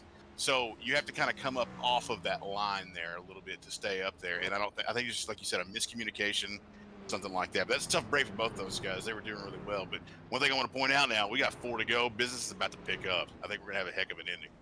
We do, and we're not only going to have 4 to go, we are going to have 2 to go. This is going to be a green-white checkered finish. And, man, I don't know about you, but what was the last Daytona or Talladega race you remember without a green-white checkered finish? Like, I feel like this is kind of a staple of the track at this point, but only 3 cautions. Just like, for those of you that are going to watch this race back as drivers in the series, just pat yourselves on the back retrospectively, because that is impressive. That's the least cautions I think I've ever seen in a Daytona race in any series. And right now we're just keeping an eye on Gary Wright heading out of the pits, Mason Flagar. There's Mason Flagar, Charles Oberg, Hunter Henry, Cody Welch now again was leading earlier in the race. He's dropped back a little bit, but should still be in the top 15 upon exiting the pits. Davie Hendricks, again, good to see he's recovered. Remember, he was caught up in that early wreck where he slid through the infield, I believe, for our second caution of the day. But he was my pick, so, don't count him out. I think he's got a decent shot to make it back through. And Trey Ellis as well, just leaving pit road. And Brett Guzek, who was your pick for the race, Mitch. And again, I still think even if he's 16th, spots can change in a hurry, even in just 2 laps here at Daytona, as we've proved in the past, both in the real world and in the past on these broadcasts of the Bandit Racing League. Yeah, I think now that he's got gas, you're going to see a whole different side of Brett Guzek. I think he's going to charge to the field. I mean, that's going to also depend on the people around him. But if there's anybody that you want to have your money on coming from the middle or the back, which I think at this point, with the amount of lap cars, you're just kind of coming from the middle, he's actually going to line up, it looks like 8th right now, if I've got that correctly. Yeah, I think he's going to be fine. I mean, we're just going to have a shootout to the finish, and I wouldn't count out these 2 guys up front here. The thing I want to point out too is Garrett Hall still got damage on that spoiler, but he's not having any problems leading, so I'm guessing it's not very significant aero damage. But we can see if that plays a factor later when these cars get lined up on the outside, because you've got Mark Allen Bivens pushing the 29 right there on the outside line. Yeah, this is really important. We see the lights on the pace car are off. 2 laps to go, and well, the end is near for the first race of Season 9 of the Bandit Racing League. Again, thank you all for watching here on Full Send Racing Network, our very first race. Still trying to adjust, but hopefully it was a pretty good way to start off the year. And again, I assure all of you that it'll only get bigger and better as the season goes on. Next week we head to Homestead, Miami, and we'll talk about the schedule in a minute post-race. But right now, again, there is Garrett Hall and Robert Mathis. And the most important thing to pop out at me, they haven't pitted since lap 52, and guys were pitting around that vicinity on that last caution. Guys that had pitted in that area were pitting under green. So this will help. This will save fuel pitting or having these caution laps to kind of take away some of that burden, but it's going to be close. Mathis and Hall, if they can make it, that's great. But if they don't see it coming when they run out of fuel and they're leading the pack, this could get ugly. Yeah, I was just going to mention the same thing. If they can make it on this is going to be a brilliant move, but I kind of question it. I'm not sure if they can, but with 2 to go, I mean, what do you have to lose, honestly? And if you lose fuel pressure, you could wreck half the pack. But I mean, a lot of these guys think, well, if I'm out of it, I don't care if you're out of it either. This is Daytona, so that's kind of the way it goes. It's kind of it's feast or famine, and it's every man for himself, as we're about to find out. We are indeed. The pace car about to take the left-hander onto pit road. Green-white checker, 2 laps to go. We have 2 attempts at it. This won't count. but I believe two more we have available at our disposal. So if a caution comes out on this lap, we'll try one more time. But green flag, Robert Mathis and Garrett Hall leading the field to green. Important to mention, these two are semi-teammates, of course not official teams here in the Bandit Racing League, but they have some level of affiliation. Robert Mathis was not happy with that last caution. I'm hearing grab from the wall, so he is going to do whatever he can to fight through and make up for it. We're seeing cars already. The 3 car of Sawyer kind of dipping out of the line. We're 3 wide through turn number 2. The 29 car gets hooked by the 43. The 43 is going around. Caution's out. Yeah. Oh, that's terrible. There it was. Huge wreck. The 04 just got through there. Yeah, a couple guys. Looked like they just narrowed. Oh, the 02 car. There's Charles Oberg gets caught in the wreck. I was looking at these guys that got involved. Nick Nickerson. Look at the smoke coming off the truck. Mark Allen Bivens as well. Yeah, this is too bad for these guys. It's not what you want to see. I mean, it's just one of those things that happens late in these races. None of us are surprised that have been longtime NASCAR fans. But it's always tough to see, man. These guys go out there and lead the race, and it seems like it happens every time. And you've got engine damage. And hopefully, in some of these guys' cases, they haven't used their quick repair. I know a lot of these guys have, like we said earlier, maintained a fairly clean race. Yeah, I'm hoping you're right. As long as he can get back to pit road, it'll be interesting to see who saved them earlier. And we were talking about it a little ways ago, but yeah, that was a big wreck. Yeah, the 43 car. If that was real, I'd be worried for him. Of course, not as much padding on that inside wall, just because. I mean, traditionally, you certainly hope that nobody would be wrecking down there. But let's get a chopper camera on that, maybe to get an alternative angle. So we saw the 43 and the 29 car. You and I were calling it there, Mitch, about how the 29 of Mathis and the 43 of Platt didn't exactly see eye to eye when it came to how they were going to bump there through the turn. So that was kind of seemed like it was going to happen sooner rather than later. And just, yeah, so many cars involved. Let's try to get kind of a wider camera angle to see who else was involved. But yeah, Mark Allen Bivens. Maybe let's go from his perspective, because again, a guy who was having a great race so far. This would have been huge for him. Yeah, just caught right in the aftermath. Not Mathis was lucky when he made it through there. You know, he was able to get in front of that wreck, and he was able to drive through. So Mathis may have the upper hand here coming into the check. Yeah, that's a very good point. But again, if he's close on fuel, the question becomes, would this make the race too long for him to last? But there's the back end of the 29 car. Just look at the chaos behind him. Whoa, that was going to be a terrifying angle if that car hit. And yeah, that's the big one. I guess that was Davie. Was it Davie Hendricks? I'm not sure who that was. Whoever's in the 4. I'm sorry, Trey Ellis in the 4. That was a heck of a move there. He was able to skate through that entire wreck, and he looked like he was full throttle all the way through. So I think he just kind of, I think he held the throttle down and just prayed, and it worked out for him. Oh, it looks like we've had our leader Mathis drop into the pits, and Trey's going to be our new leader now. He is, and it's important to mention. So this telemetry on the time tower is up to date, like second by second, and you're seeing this right. Mathis is exiting the pits, and he's 4th. So that should say how many guys were involved in that wreck and how many cars in that lead pack are a lap down. Like, look at this pack. You'd think, okay, at least 3 lead lap cars got to be in there. But no, it is Trey Ellis who becomes your new race leader. And again, as you talk about, Mitch, what a dodge he made to get through that series of cars wrecking there that last time by. And, you know, that thing from Nick earlier on pit entry, that pass through, I think it was the middle of Hilbrands and somebody else, that would be a full send of the race candidate, a nominee for sure, if we had the graphic ready. And that's my fault. But yeah, if that was the move of the race, if that was the winning pass, what a way to win it for Trey Ellis. And didn't have a win last season, though he had some great performances. Just what a way to start the season. And man, wouldn't it feel sweet, Mitch, to do it in that manner, to feel like, you know, you earned it as much as you possibly can at Daytona. Right, to be able to miss the big one like that and come through and end up in the lead with 3 to go after the kind of race that's been going on. I mean, he's obviously got a little bit of front end damage here, but at this point, who doesn't? So I think everybody's in the same boat at this point. We'll just have to watch and see if that affects Trey at all. It really depends on who lines up behind him, who's going to push him. But for the 29 of Mathis, man, what a boon this has been, because he was able to go get gas, and he's up in the 3rd now. So, I mean, he's going to start right behind the leader, and he's going to have a real shot at this. And he just played it smart. So, what a brilliant move by him.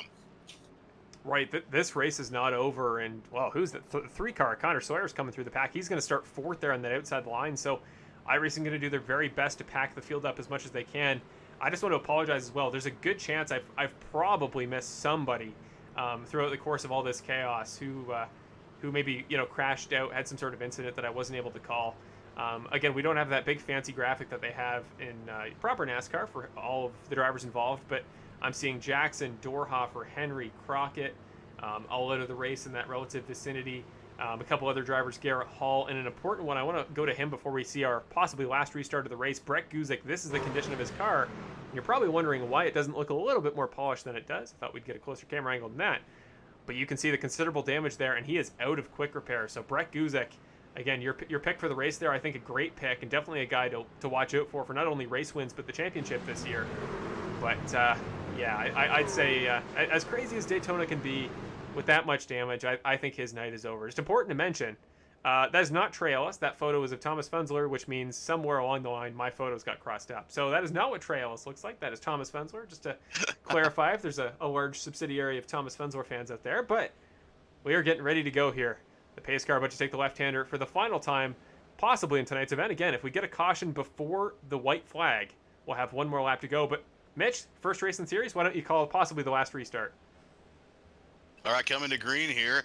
We're going to have Trey, Ellis, and Hendricks, your pick, lined up. And as we get to the restart box, they're going to go. And it looks like right here they're going to be nose to nose. And with Hendricks getting a slight advantage, but he's got a bit of a gap behind him. So we're going to have to wait and see if they're going to be able to pull it up behind him. But right now, Trey Ellis is sticking it to the bottom. He's getting a hefty push by the 29 of Mathis. And that low line's looking pretty strong. The high side hasn't really picked up yet. So we'll wait and see if they can form up. But yeah, Trey Ellis out to a rocket start. That front end damage is doing nothing for him right now. He's having no problems out of it. But don't count out Hendricks yet on the outside, waiting for the 3 to get it to his bumper, just like the 29 of Mathis. If I'm the 21 right here, I'm going to drop in behind. I'm going to try to push him because that guy's the leader. You want to be right in behind him when you get to the line. But it looks like we got a caution now. We do indeed. We're going to have to wait just a moment. This is interesting because I see a yellow flag. I don't see a wreck. So I don't see historically that we had a wreck to bring out that caution. So I wonder if race control maybe threw a caution if there was something going on that we don't know about right now. Maybe Evan has a little bit more insight into that. Yeah, that's a possibility. This is with somebody went off track. I'm seeing somewhere. Looks like Mason Flagar and Nolan Gross at some point came off track, but no, nothing going wrong really here. It was about kind of early on the backstretch that it came out. So yeah, I think you're probably right. I'm gonna get. Oh, Brett Guzik is off. Maybe it had something to do with that. That could have been. Yeah. Tough break for Brett. He had a heck of a race, but this won't be the last time we talk about him this year. Oh gosh, not no. by far. Oh no, Brett again, incredible in qualifying. So you'll probably hear him there a lot. There we go. Yep. This was before the green too. This wow. So we hadn't taken the flag yet. So that's the 04 of Guzik up top. That was the 72 of Flagar who made contact with somebody up top. That was weird. Yeah, I talked a long time through that caution. I didn't realize it at first. I kind of have the flag being blocked by my readout of the lineup here, and so I didn't notice it. And I was kind of wondering to myself as I was talking, why are these guys going so slow? But it didn't cross my mind that we perhaps would be in a caution. We're still new at this, folks. We're going to get better. Just stick with us. Don't count us out yet. Yes, be sure to stay with us all season. 24 races, 23 more you get to watch for the rest of the year. I'm sure there'll be plenty of good action. But yeah, I'm trying to identify who that top car was. That guy that the 04 got into the back of. Mason Flagar as well kind of got involved there at the end. So Flagar checked up. Let's just see one more time from Flagar. I think actually didn't check up. Yes, you're right. That was more so the problem. Yeah, the 81 car. Let's try to put a face to a name. Zach Grant there is the 81 car. Kind of dropped back a little bit from the pack in front right before we took the green. It looked like I don't think Mason was anticipating it. Got into the back of him, and that unsettled Brett, who, yeah, as you said, we're going to hear from him plenty this season. He's going to have better races, I guarantee it. But, yeah, just really unfortunate seeing how well he was doing really all race. And that's kind of the way it works here at Daytona. Once something goes wrong, it's kind of just one incident after another. Yeah, we may need a pit bouncer instead of a pit reporter after this race, the way things are going. So, Evan, make sure you put a helmet on down there. Don't get hit by any wayward fist that may go flying after this one.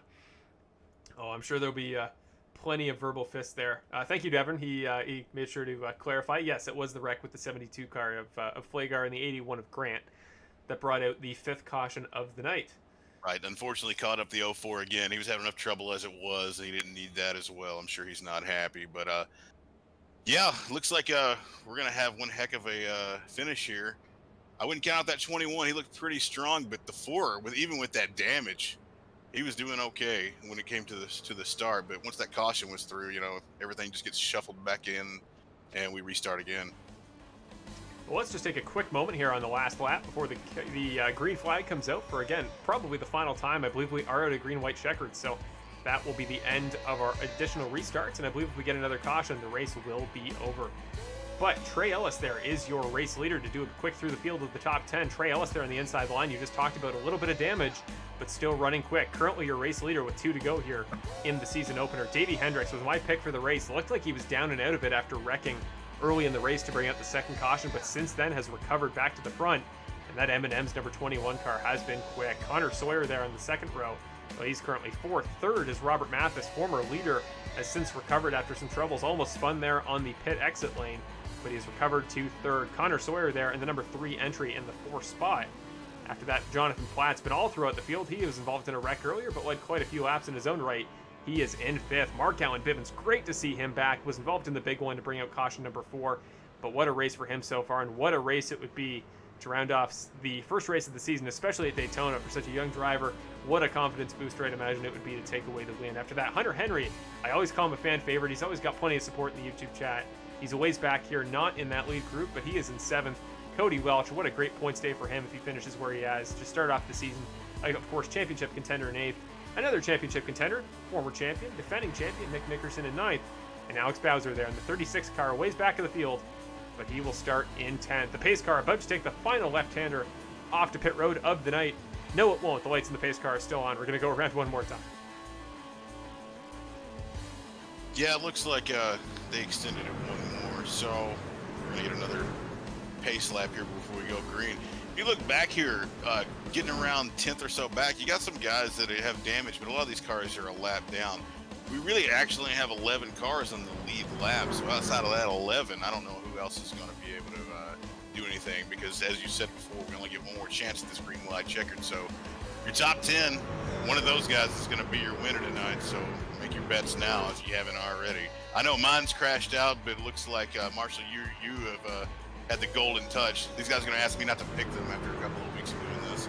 But they may ask you to pick them. Well, see, last season it was whenever Evan and I would show a driver and start talking about him, they'd inevitably have some sort of terrible ailment. Often it was Brandon Jackson specifically, but we'll hope to try to identify early what our jinx for the season is going to be and fix it as soon as we can. I had background music going for the through the field. Now we can turn that off. But yeah, Ellis and Hendricks, they are the front row.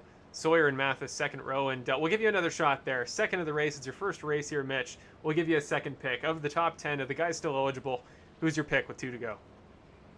2 to go. I'd have to go with the 29 of Mathis. Mathis looks strong. He made the right moves when it came to fuel. He was able to keep himself up. You know, we talked about it was people that we didn't expect that would be able to have a quiet night. And up until the end of the last, 25, 30 laps, Mathis was fairly quiet. And he was able to get himself to the front. So if it was me, that's going to be my pick. Well, here we go. We're going to put the ticker up. Haven't used it much, but, well, we're not going to need the timing tower to identify who's where. We're just going to have to use our eyeballs. The pace car left onto pit road, 2 to go. Green flag for, again, likely the final time of the race. Trey Ellis leads the field to green, and a comfortable jump over the 29 of Mathis.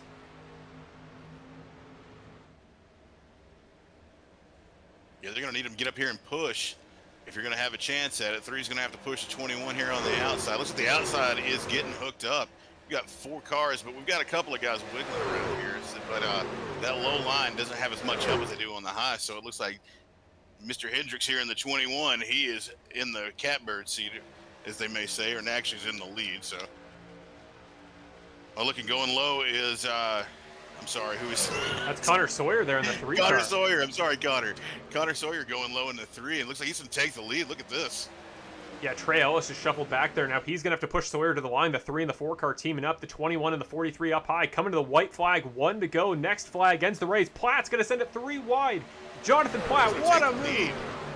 What a move to take the lead there. That was a strong power move there. Coming up to turn number 1.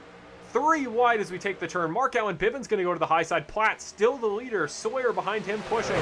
Hendricks trying to lead the middle. Bivens all by his lonesome. I think he's going to have to get washed out here. I think his chances might be done unless he gets a great run. Down to the bottom, Ellis again trying to do whatever he can. They are hanging Hendricks out to dry, but now he gets a big push. Who's that pushing him? That is Mathis, the 29 car, trying to get him. Whoa, big wreck. Hendricks is into him. Everybody's in it.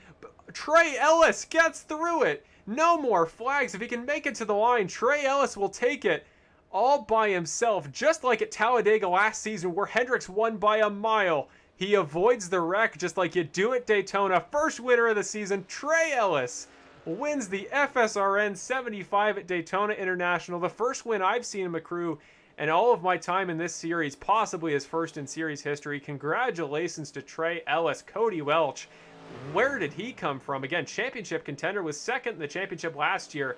He is second at the line. And Mark Allen Bivens, great race for him, takes home the podium. Look at that 76 truck, piece of junk, but man, did he use it to good effect. Platt comes home fourth. Jonathan Platt, what do you even say? What a race for him, but some big moves, but unfortunately right there at the end, just barely lost it. And Kevin Foster, somewhere, there is the 8 car, another guy out of nowhere. Wow. Yeah, congratulations to Trey Ellis. That was a heck of a move. First of all, he was pushing down on the low line. He was giving a shove to the 3, and I don't know what exactly caused that melee there at the end, but Trey just had him locked down. He got passed on the restart, but he didn't give up. He tucked in behind him, and he was able to make his way through. And if, like I said, early in the race, if you can get out in front of that wreck, I mean, you're gonna have it made. So, congrats to Trey. Burn it down, buddy. Yes, indeed. He deserves it. And what are the odds the one guy whose photo I believe I got wrong is the guy that would win the race? Just, of course, really rub it in there, Trey. Congratulations. Yeah, sorry, Trey, if your mom's watching and she wonders who this child is. It was just a mistake, and we're sorry. Well, shout out to Thomas Fensler. We'll give him some screen time, even if it wasn't his race. But wow, congratulations, Trey. Look at that car. Here comes some cars in the background. Going to come give him some props. The 2 identical entries of the... I can't even read the numbers. They're so bruised up. But here is Trey Ellis. We'll show him for a minute. No donuts, it would seem, unless I'm not live. I am. So, come on, Trey. Let's get some celebration there, my man. No, we're gonna wait. Okay, we'll come back and see if anything updated on that front. But let's go watch that wreck. I am excited because I didn't really get a good look at it. I don't know about you, Mitch, but I didn't either. Felt like everything happened so quick. Yeah, I was watching the lead, and I saw the 4 jump through all that, and then immediately my eyes left that wreck, and yeah, I wanted to watch him win. That was a heck of a wreck. I think that wiped out the entire field behind him. Everybody had some contact but the 4. I think you're right. Let's get another view of that. And just to clarify, he was not at the front of the field when that triggered. So here's the cockpit view from Trey Ellis. He was in 5th place. Look at what a save. He even got tagged by the 21 on the right quarter panel, so he did have some contact. He did. The save he made to get back off the apron, back on track, that was a winning move in its own right. Just incredible car control from the 4 car. And again, let's see that again, maybe from the chopper camera this time, just to get a better angle. Yeah, you can see him sawing on the wheel through the windshield there. He was really working it. Heck of a move. See, he does get tagged, like you said, the transition. He's straddling that thing. He's got about a 4-foot ditch below his car there at one point. And there is Cody Welch, smoke coming out of the 85 car. He gets to the finish second, makes it ahead of Leakey, was not on the lead lap, but there's Bivens as well. Like, the smoke coming out of these 2 cars is from the cars that finished second and third. Like, what? I've never seen cars wreck that bad on the final lap and come home for a podium. Well, hey, folks, you wanted fireworks for your first race of the year. You got them. I mean, we couldn't ask for anything better as far as spectators go. Now, I know these guys aren't going to be so happy with each other, but that doesn't really concern us. We had a great race to watch, and I hope you guys at home really enjoyed this because it was a heck of a race to call. Wow. And that is the word of the race. Just also shout out to Mark, too. Like, to keep the hands moving. Stick with it. Yeah.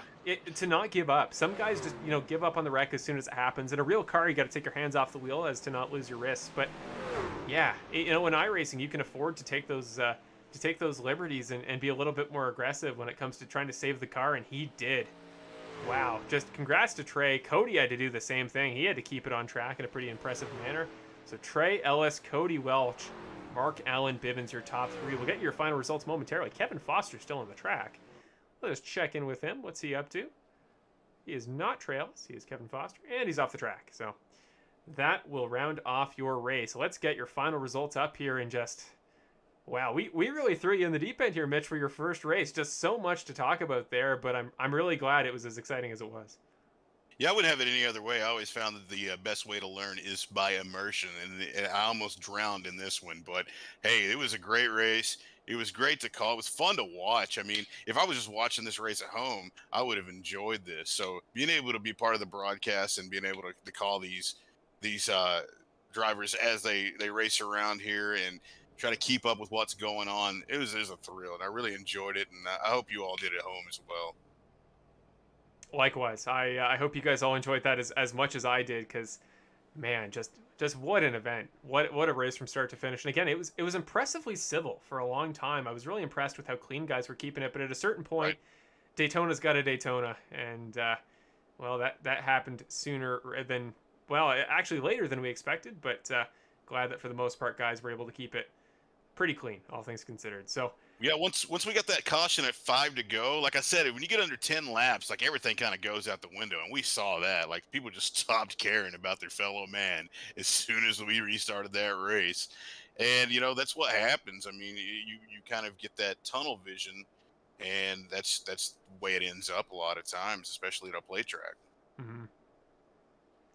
For sure. I'm just trying to hear in the background, just get some stuff ready for the interviews. But for now, we more importantly have to go through your final race results. Your race winner, I'm here, by the looks of it, I'm thinking first race win in the Bandit Racing League based on all the information I have at my disposal. So Trey Ellis, congratulations. What a way to do it. Your first winner of the season at Daytona, coming home well ahead of the rest of the field. Cody Welch starting off his attempt at taking down Nick, getting his championship from him this season. Came so close last year. What a way to start it off, taking home second tonight. So he will come home in second place. After that, Mark Allen Bivens, first podium in the Bandit Racing League. Congratulations to him. Just did everything he had to, and an impressive save to round it off there at the end. So he'll come home third. Jonathan Platt all the way through, was a force to be reckoned with. Again, former champion of the series, and tonight he proved why. He comes home in fourth and certainly had to fight through adversity to make it there. Then in fifth, Kevin Foster after that. About 10 seconds back of the field, but that was good enough for fifth tonight. He kind of recovered late and came home for a pretty good spot. Connor Sawyer, the guy on the lead lap there, is the last guy on the lead lap, I should say, rounding out the top six. Only 6 drivers able to finish the race. Davie Hendricks and Robert Mathis, 7th and 8th respectively, both led a considerable number of laps. Surely could have won if that last lap had gone any differently. And unfortunately, they come home a lap down. They were not able to make it to the finish. Then Hunter Henry after that, a guy I always call him a fan favorite, but well, tonight he showed why. Comes home with a 9th, and certainly in a 43-car field at Daytona, that is nothing to scoff at. And defending champion Nick Nickerson doesn't break the streak, still has yet to, in front of my eyes on a broadcast, win at a Superspeedway, but we always got Talladega, so he'll come home for 10th, and we'll surely get another chance soon. Yeah, coming home in 11th is one of our new faces, Alex Bowser. Great race for him. Behind him in 12th, Tony Hilbrands, and 13th, Curtis Yancey. He got trapped a lap down early in the race. He just wasn't able to recover, but he was one of the guys running up front the entire night. So just some bad luck for him. I think he would have had a much better showing if that hadn't have happened. He probably would have been one of the contenders for the win. 14th, Curtis Michaelis, and we've got 15th is Gary Wright. Brett Guzik, my pick, unfortunately finished 16th thanks to a little bit of an accident, not any fault of his own at that point. Daniel Stein's going to come home 17th with Anthony Caetano 18th. Bill Harkins coming home 19th. And then we have 20th, Dan Heisey running up the top 20. Mason Flagar will start the 20s and 21st position. He had a pretty good race overall, and I think if it weren't for that late wreck that caught up, I believe it was, already forgetting his name, but Brett Guzik was caught in it as well. I think the 5th caution of the race. If he wasn't caught up in that, perhaps was in for a little bit better of a finishing spot, but 21st splits the field in half. Nolan Gross after that comes home 22nd. Willie Evernham making his debut in the series, he'll come home 23rd. Zach Grant, who I believe also making his debut, will come home in 24th. Alan Castle in 25th. David Leakey led a considerable portion of this race, or at least he was up front for a lot of it, was in that front pack, even if he wasn't on the lead lap, so he played a strong role, but he will come home only 26th. Steve Ulrich after that in 27th. Charles Oberg in 28th. Then we got Benny Hogan in 29th. Remember, he led some laps as well. And Victor Weaver comes home in 30th. Yeah, finishing 31st would be Garrett Hall. He had a little bit of problems early. He was very strong there for a while, and I think he just got caught up in some accidents and wasn't able to finish on the lead lap. Then we've got Brandon Jackson, one of our favorites, somebody we thought would be up at the front more. He was early in the race, but it seemed like he maybe had some trouble as well. He's going to finish 32nd. Jeffrey Deerhofer, I'm sorry if I mispronounced this. I'm going to get better at this, guys. I'll learn your names, I promise. He's going to finish 33rd. Roman Henry, 34th. Matt Crockett, after that wreck he had, is going to finish 35th. Peter Murphy, somebody I thought would be contending for the win based on practice, he ended up finishing 36th. Connor Zook, he's going to finish 37th, along with Jason Greenwell in 38th. Then Thomas Fensler, 39th, and Carter Talley in 40th. Then some of the guys who disconnected early, Aiden Kaiser, he's going to finish 41st. Nick Dwarnick, 42nd, and Jason Rumi at 43. Once again, guys, I will learn your names. My apologies if I embarrassed you.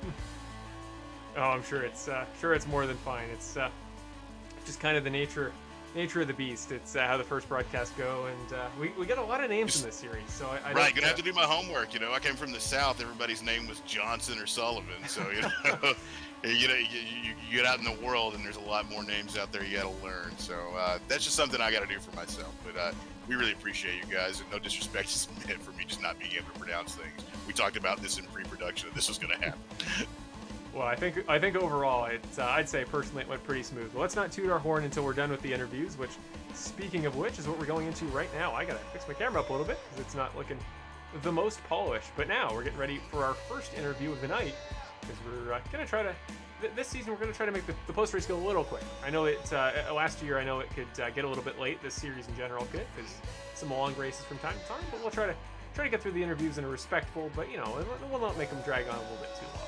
So let's go check on your third place finisher in tonight's race, Mark Allen Bivens, first podium in the Bandit Racing League. Really hope he is in the chat. And drumroll please, he is. So we will pull him into the broadcast booth in just a moment. Get ready for your first interview of the night. Just in the background, gotta fiddle with some stuff. Again, the first time that I have used this graphic. That is not it. We're close. You'll be able to see my face and everything will be fine. Just got a couple graphics to put up and then we are good to go. Again, bear with us. Mostly me on production, but we'll get better as the season goes on. I promise you that. So, without further ado, let's pull him into the booth. Mr. Mark Allen Bivens coming home third. Hey Mark, it's Marshall up here in the booth. You got me? Hey, Mark Allen, it is Marshall in the broadcast booth. Can you hear me? Yep, gotcha. Awesome. Well, first of all, man, congratulations taking the podium at Daytona. Just, first of all, doing it at Daytona, I don't know about your relationship with the track. I don't know how long you've been watching the race, but to get your first podium in Bandit Racing League history at Daytona, is there anything extra special about that for you? Well, I mean, I've grown up watching races at Daytona. I've watched a couple in real life. I feel like it's just a great thing, and I feel like this is going to be the best track to get it at. Absolutely. I mean, what better way to do it than at a track that is as competitive as this? And all throughout the race, we saw you get involved in that late wreck there, and for many other drivers, that may be the race over. Not a lot of guys are able to work with the pressure there of coming back from a wreck. But once you had that big one there that you got involved in, what was the process to recovery like? What was going through your head there, trying to recover to get back on the podium? Well, I just felt like, I had the faster pair left, and then I went and take the fast. I can't speak. I went in, I took the faster pair, and then when I got out, it let me pass a bunch of cars, and I was confused. But then it put me up to 6th, and I was just praying to God the rest of the way. And that wreck on the final lap just took me out, but I was able to get there. Well, speaking of, you were certainly able to get there, but just kind of talk us through it, because we pointed it on the broadcast. We went on board with you, and it was not easy. You had to do some considerable car maneuvering, keep it on track. We saw you kind of take some collision from another car. What was it like keeping it under you and just coming to the line with a broken race car? Just walk us through that last couple of corners. Well, just entering the corner, I was like, okay, I don't think I got it. I don't think I got it. And then the wreck happened, and I slammed into the back of leaky, I think it was, and I start just swerving around because the race car's so loose, and then I get hit by another car, and then a bunch of cars are passing me, and then I see Twat behind me, and he was going to be able to pass me, but I was just able to block him for third place.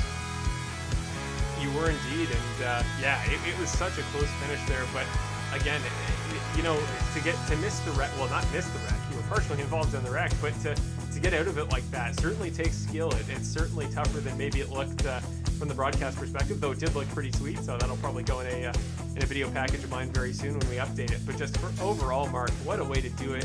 What a way to take your first podium in the series, and for the rest of the season going forward, what does this do to your confidence? What are you thinking now that you've got this podium, and how are you going to carry this through the rest of the season going forward? Well, I feel like it's going to be able to just carry my confidence, like you said, and I'm going to be able just to know what I'm doing. And I'm very familiar with the trucks. I've run tons of C-Class races. I've just been so close to that win at Daytona with the trucks, just haven't been able to do it yet. Almost had it. Almost did. Came so close, man. And overall, again, congratulations on the podium. You deserve it. Go celebrate. Take the week off. Get ready for Miami. We'll see you very soon. But as we always do before I send it away, as we always do in the broadcast, is there anybody you want to give shout-outs to, your friends, family? You got any sponsors who always give you the time, or anything you want to say before next week's race at Miami? Well, I'd just like to say thank you, Mom and Dad, and thank you to everyone who's watching and cheering me on every single week. I really appreciate it. And that's really it. Awesome. Sounds good. Always a pleasure talking to any first-time podium winner, and you did it in style tonight, Mark. Congratulations, man. Go enjoy it. Go celebrate. Celebrate for us, because we didn't get victory burnouts from our winner, so go find a way to celebrate in your own way. But overall, congratulations again, man, and we'll see you next week at Miami. Yeah, thank you. And that was Mr. Mark Allen Divins, and again, always happy to see first-time podium finishers, and again, he did truly do it in style. You can't argue that whatsoever. Just going to very quickly transition away. I'd just like to apologize. My camera is at a terrible angle today. My new desk has some reorganizing I've got to do to get it a little bit more. You look good. It's a hero shot. I like it. Oh, man. I appreciate that, but oh, man. The self-confidence is going to take a hit when I watch this back, I guarantee it. But right now, we got bigger problems to worry about. We got to bring Mr. Cody Welch into the broadcast booth, your second interview of the night. I'm trying to pull back, and Evan had a really good idea pre-race to try to get some actual driver shots of the background. We're getting there. We're getting there. I'm just trying to get some actual drivers here and get their photos on the side of the portrait. But that's not going to work so far, so we'll work on that in the background. But for now, we got to go to Mr. Cody Welch. Let's get his information up there. Let's get that updated. Sorry, just a brief moment. Bear with me, everybody. Again, or first race jitters. You know, you got to get used to all the new equipment. Yeah, this is a work in progress, folks. Watch the last race and see how much we've improved. That'll be kind of a fun ongoing game to talk about throughout the rest of the season, to see if we how much improvement we make, or if I'm still mispronouncing everyone's names once we get to the season finale. No, I'm sure.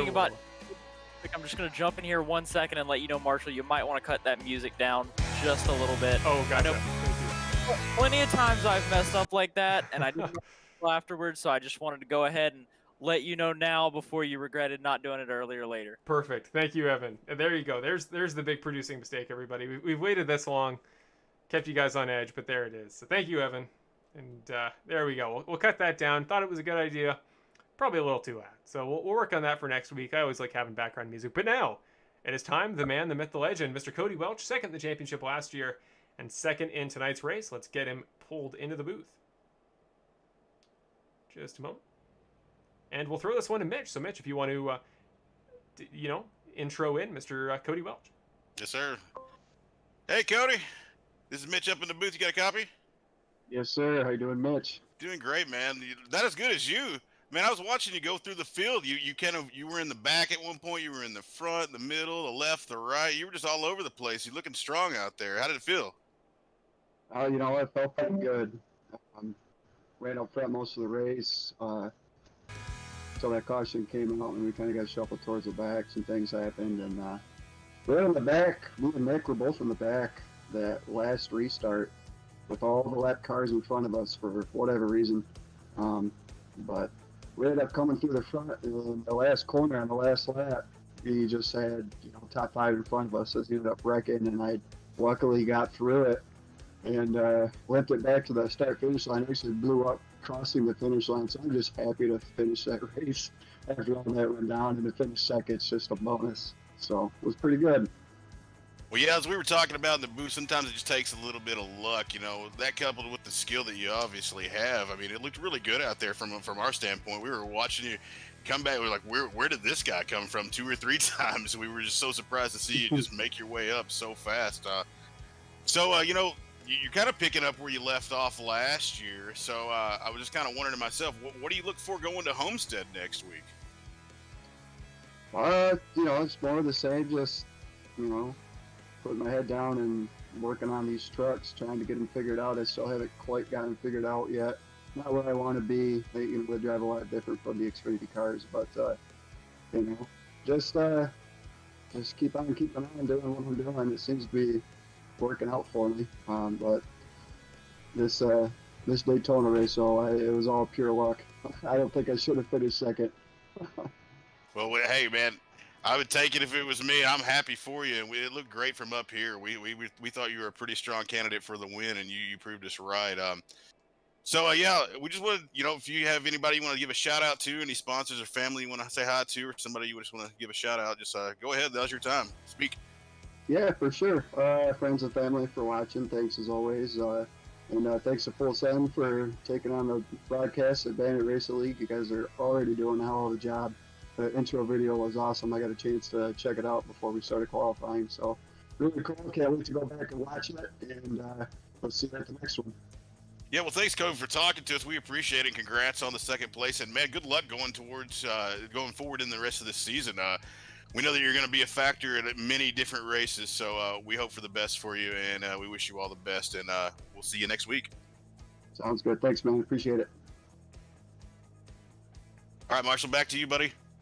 Awesome. Thank you very much. And, we can now get ready for the final interview of the night. And, again, apologies there for the audio mishap. I did it in the last race we were doing. Tried to have some background music. It was just a little bit too loud, so got that turned right down for you. I swear it's good when it is at a proper volume. But my interviews go better with dubstep in the background, too, so that's okay with me. We'll think about that for next time. It's something to consider. So fix the camera, turn the audio down. That's what we got to improve. But we got a checklist, folks. We got it under control. We do. We'll get it right figured out soon. But now, the most important interview of the season, and you're going to see me in the booth. And of course, I did not win the race. I am the picture up on the graphic here. But let's get into it. Mr. Race winner Trey Ellis. We'll pull him down for his interview in just a moment. And there we go. It is not up. There's just stuff we got to get used to. I don't understand why it's not up right now. So we go back to the old graphic. This looks a little more polished anyway. You don't need to see my face. But let's get Trey Ellis in the booth. Without further ado, first career race win in the Bandit Racing League. Let's bring him down. Hey, Trey, it's Marshall up in the broadcast booth. You got me? Yes, sir. First of all, congratulations, Trey. Winner at Daytona, starting off the season in style, and just like Davie Hendricks at Talladega last season, you win it by miles by avoiding that late race wreck. Just what was going through your mind there as you watched those cars start to spin? Just walk us through that last lap, that nutty last lap from your perspective. Yeah, truck started turning sideways, and I just stayed in the gas and came out on the good side of it. You did indeed, and you had to work your way through the entire race. You were somebody that, compared to some of those guys that were up front most of the event, didn't really have trouble staying there towards the top. You went back and forth through the field, and what was the biggest difficulty? There was a lot of packs starting to break up. Guys were having a tough time staying in that front group. Was it trying to avoid, not too many wrecks tonight, but certainly enough that it could have been a problem? Were you having trouble with fuel wear? Just like what was the biggest obstacle keeping you away from this win tonight at Daytona?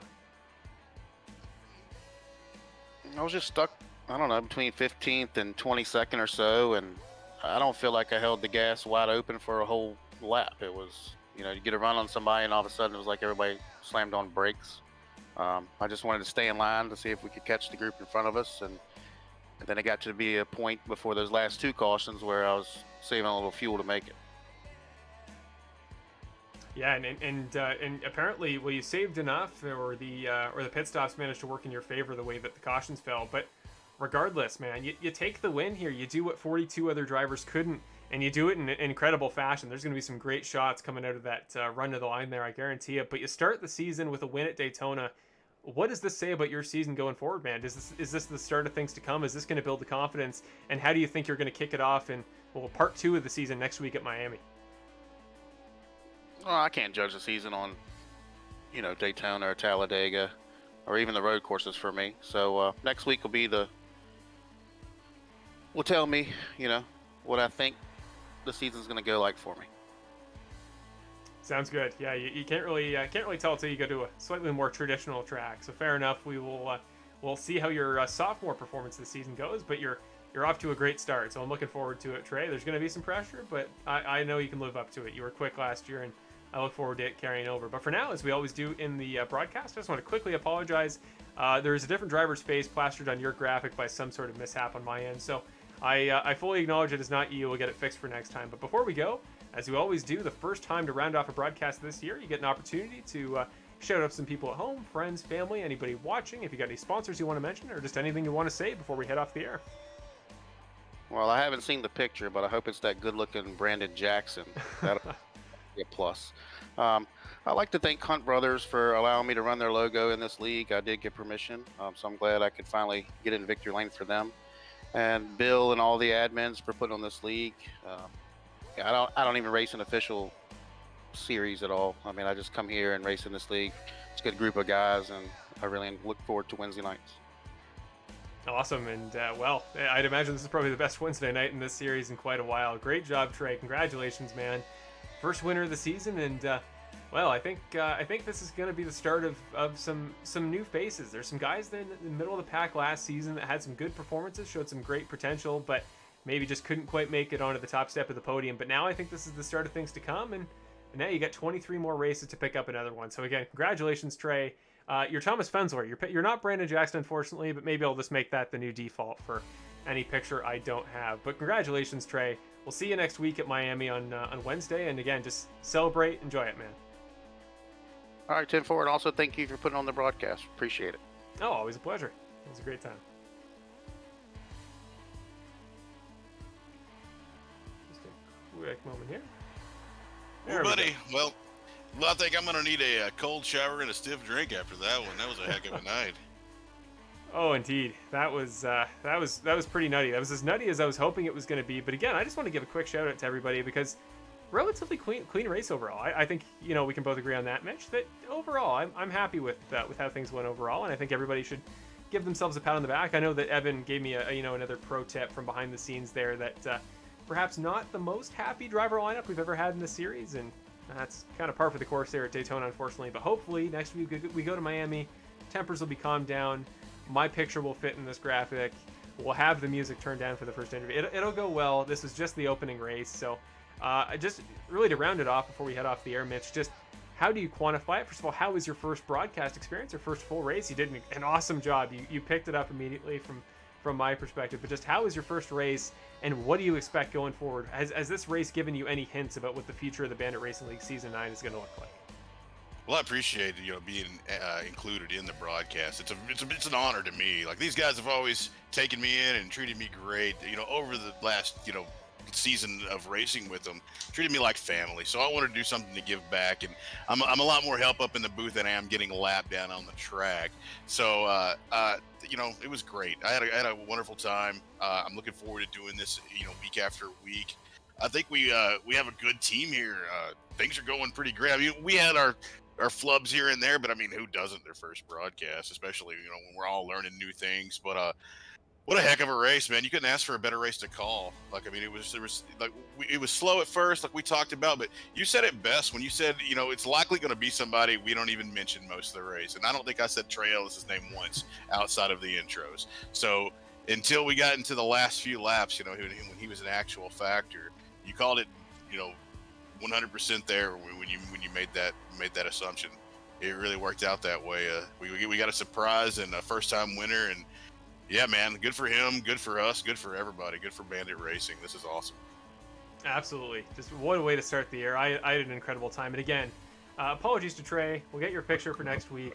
Shout out to Thomas Fensler, who was the guy you kept looking at there. And just Hey, I'll take that picture over mine. Like, you can put Thomas Fensler up for me if you want. I need to get some headshots done or something. Hey, Thomas is a good-looking guy. You know, that's not bad. That's not a bad default. But we'll Yeah, figure it right. out. Just for Trey's sake going forward. But thank you, everybody, so much for watching. It's been an absolute pleasure.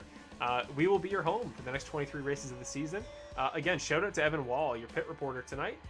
He did just an awesome job. He was feeding me all sorts of information behind the scenes, so more than just what you saw on the broadcast. I didn't get a good chance to mention it, but this is the Full Send Racing Network 75 at Daytona, which, you know, is us. So we can't link anywhere because here's us. So we're on YouTube. I host some other series as well.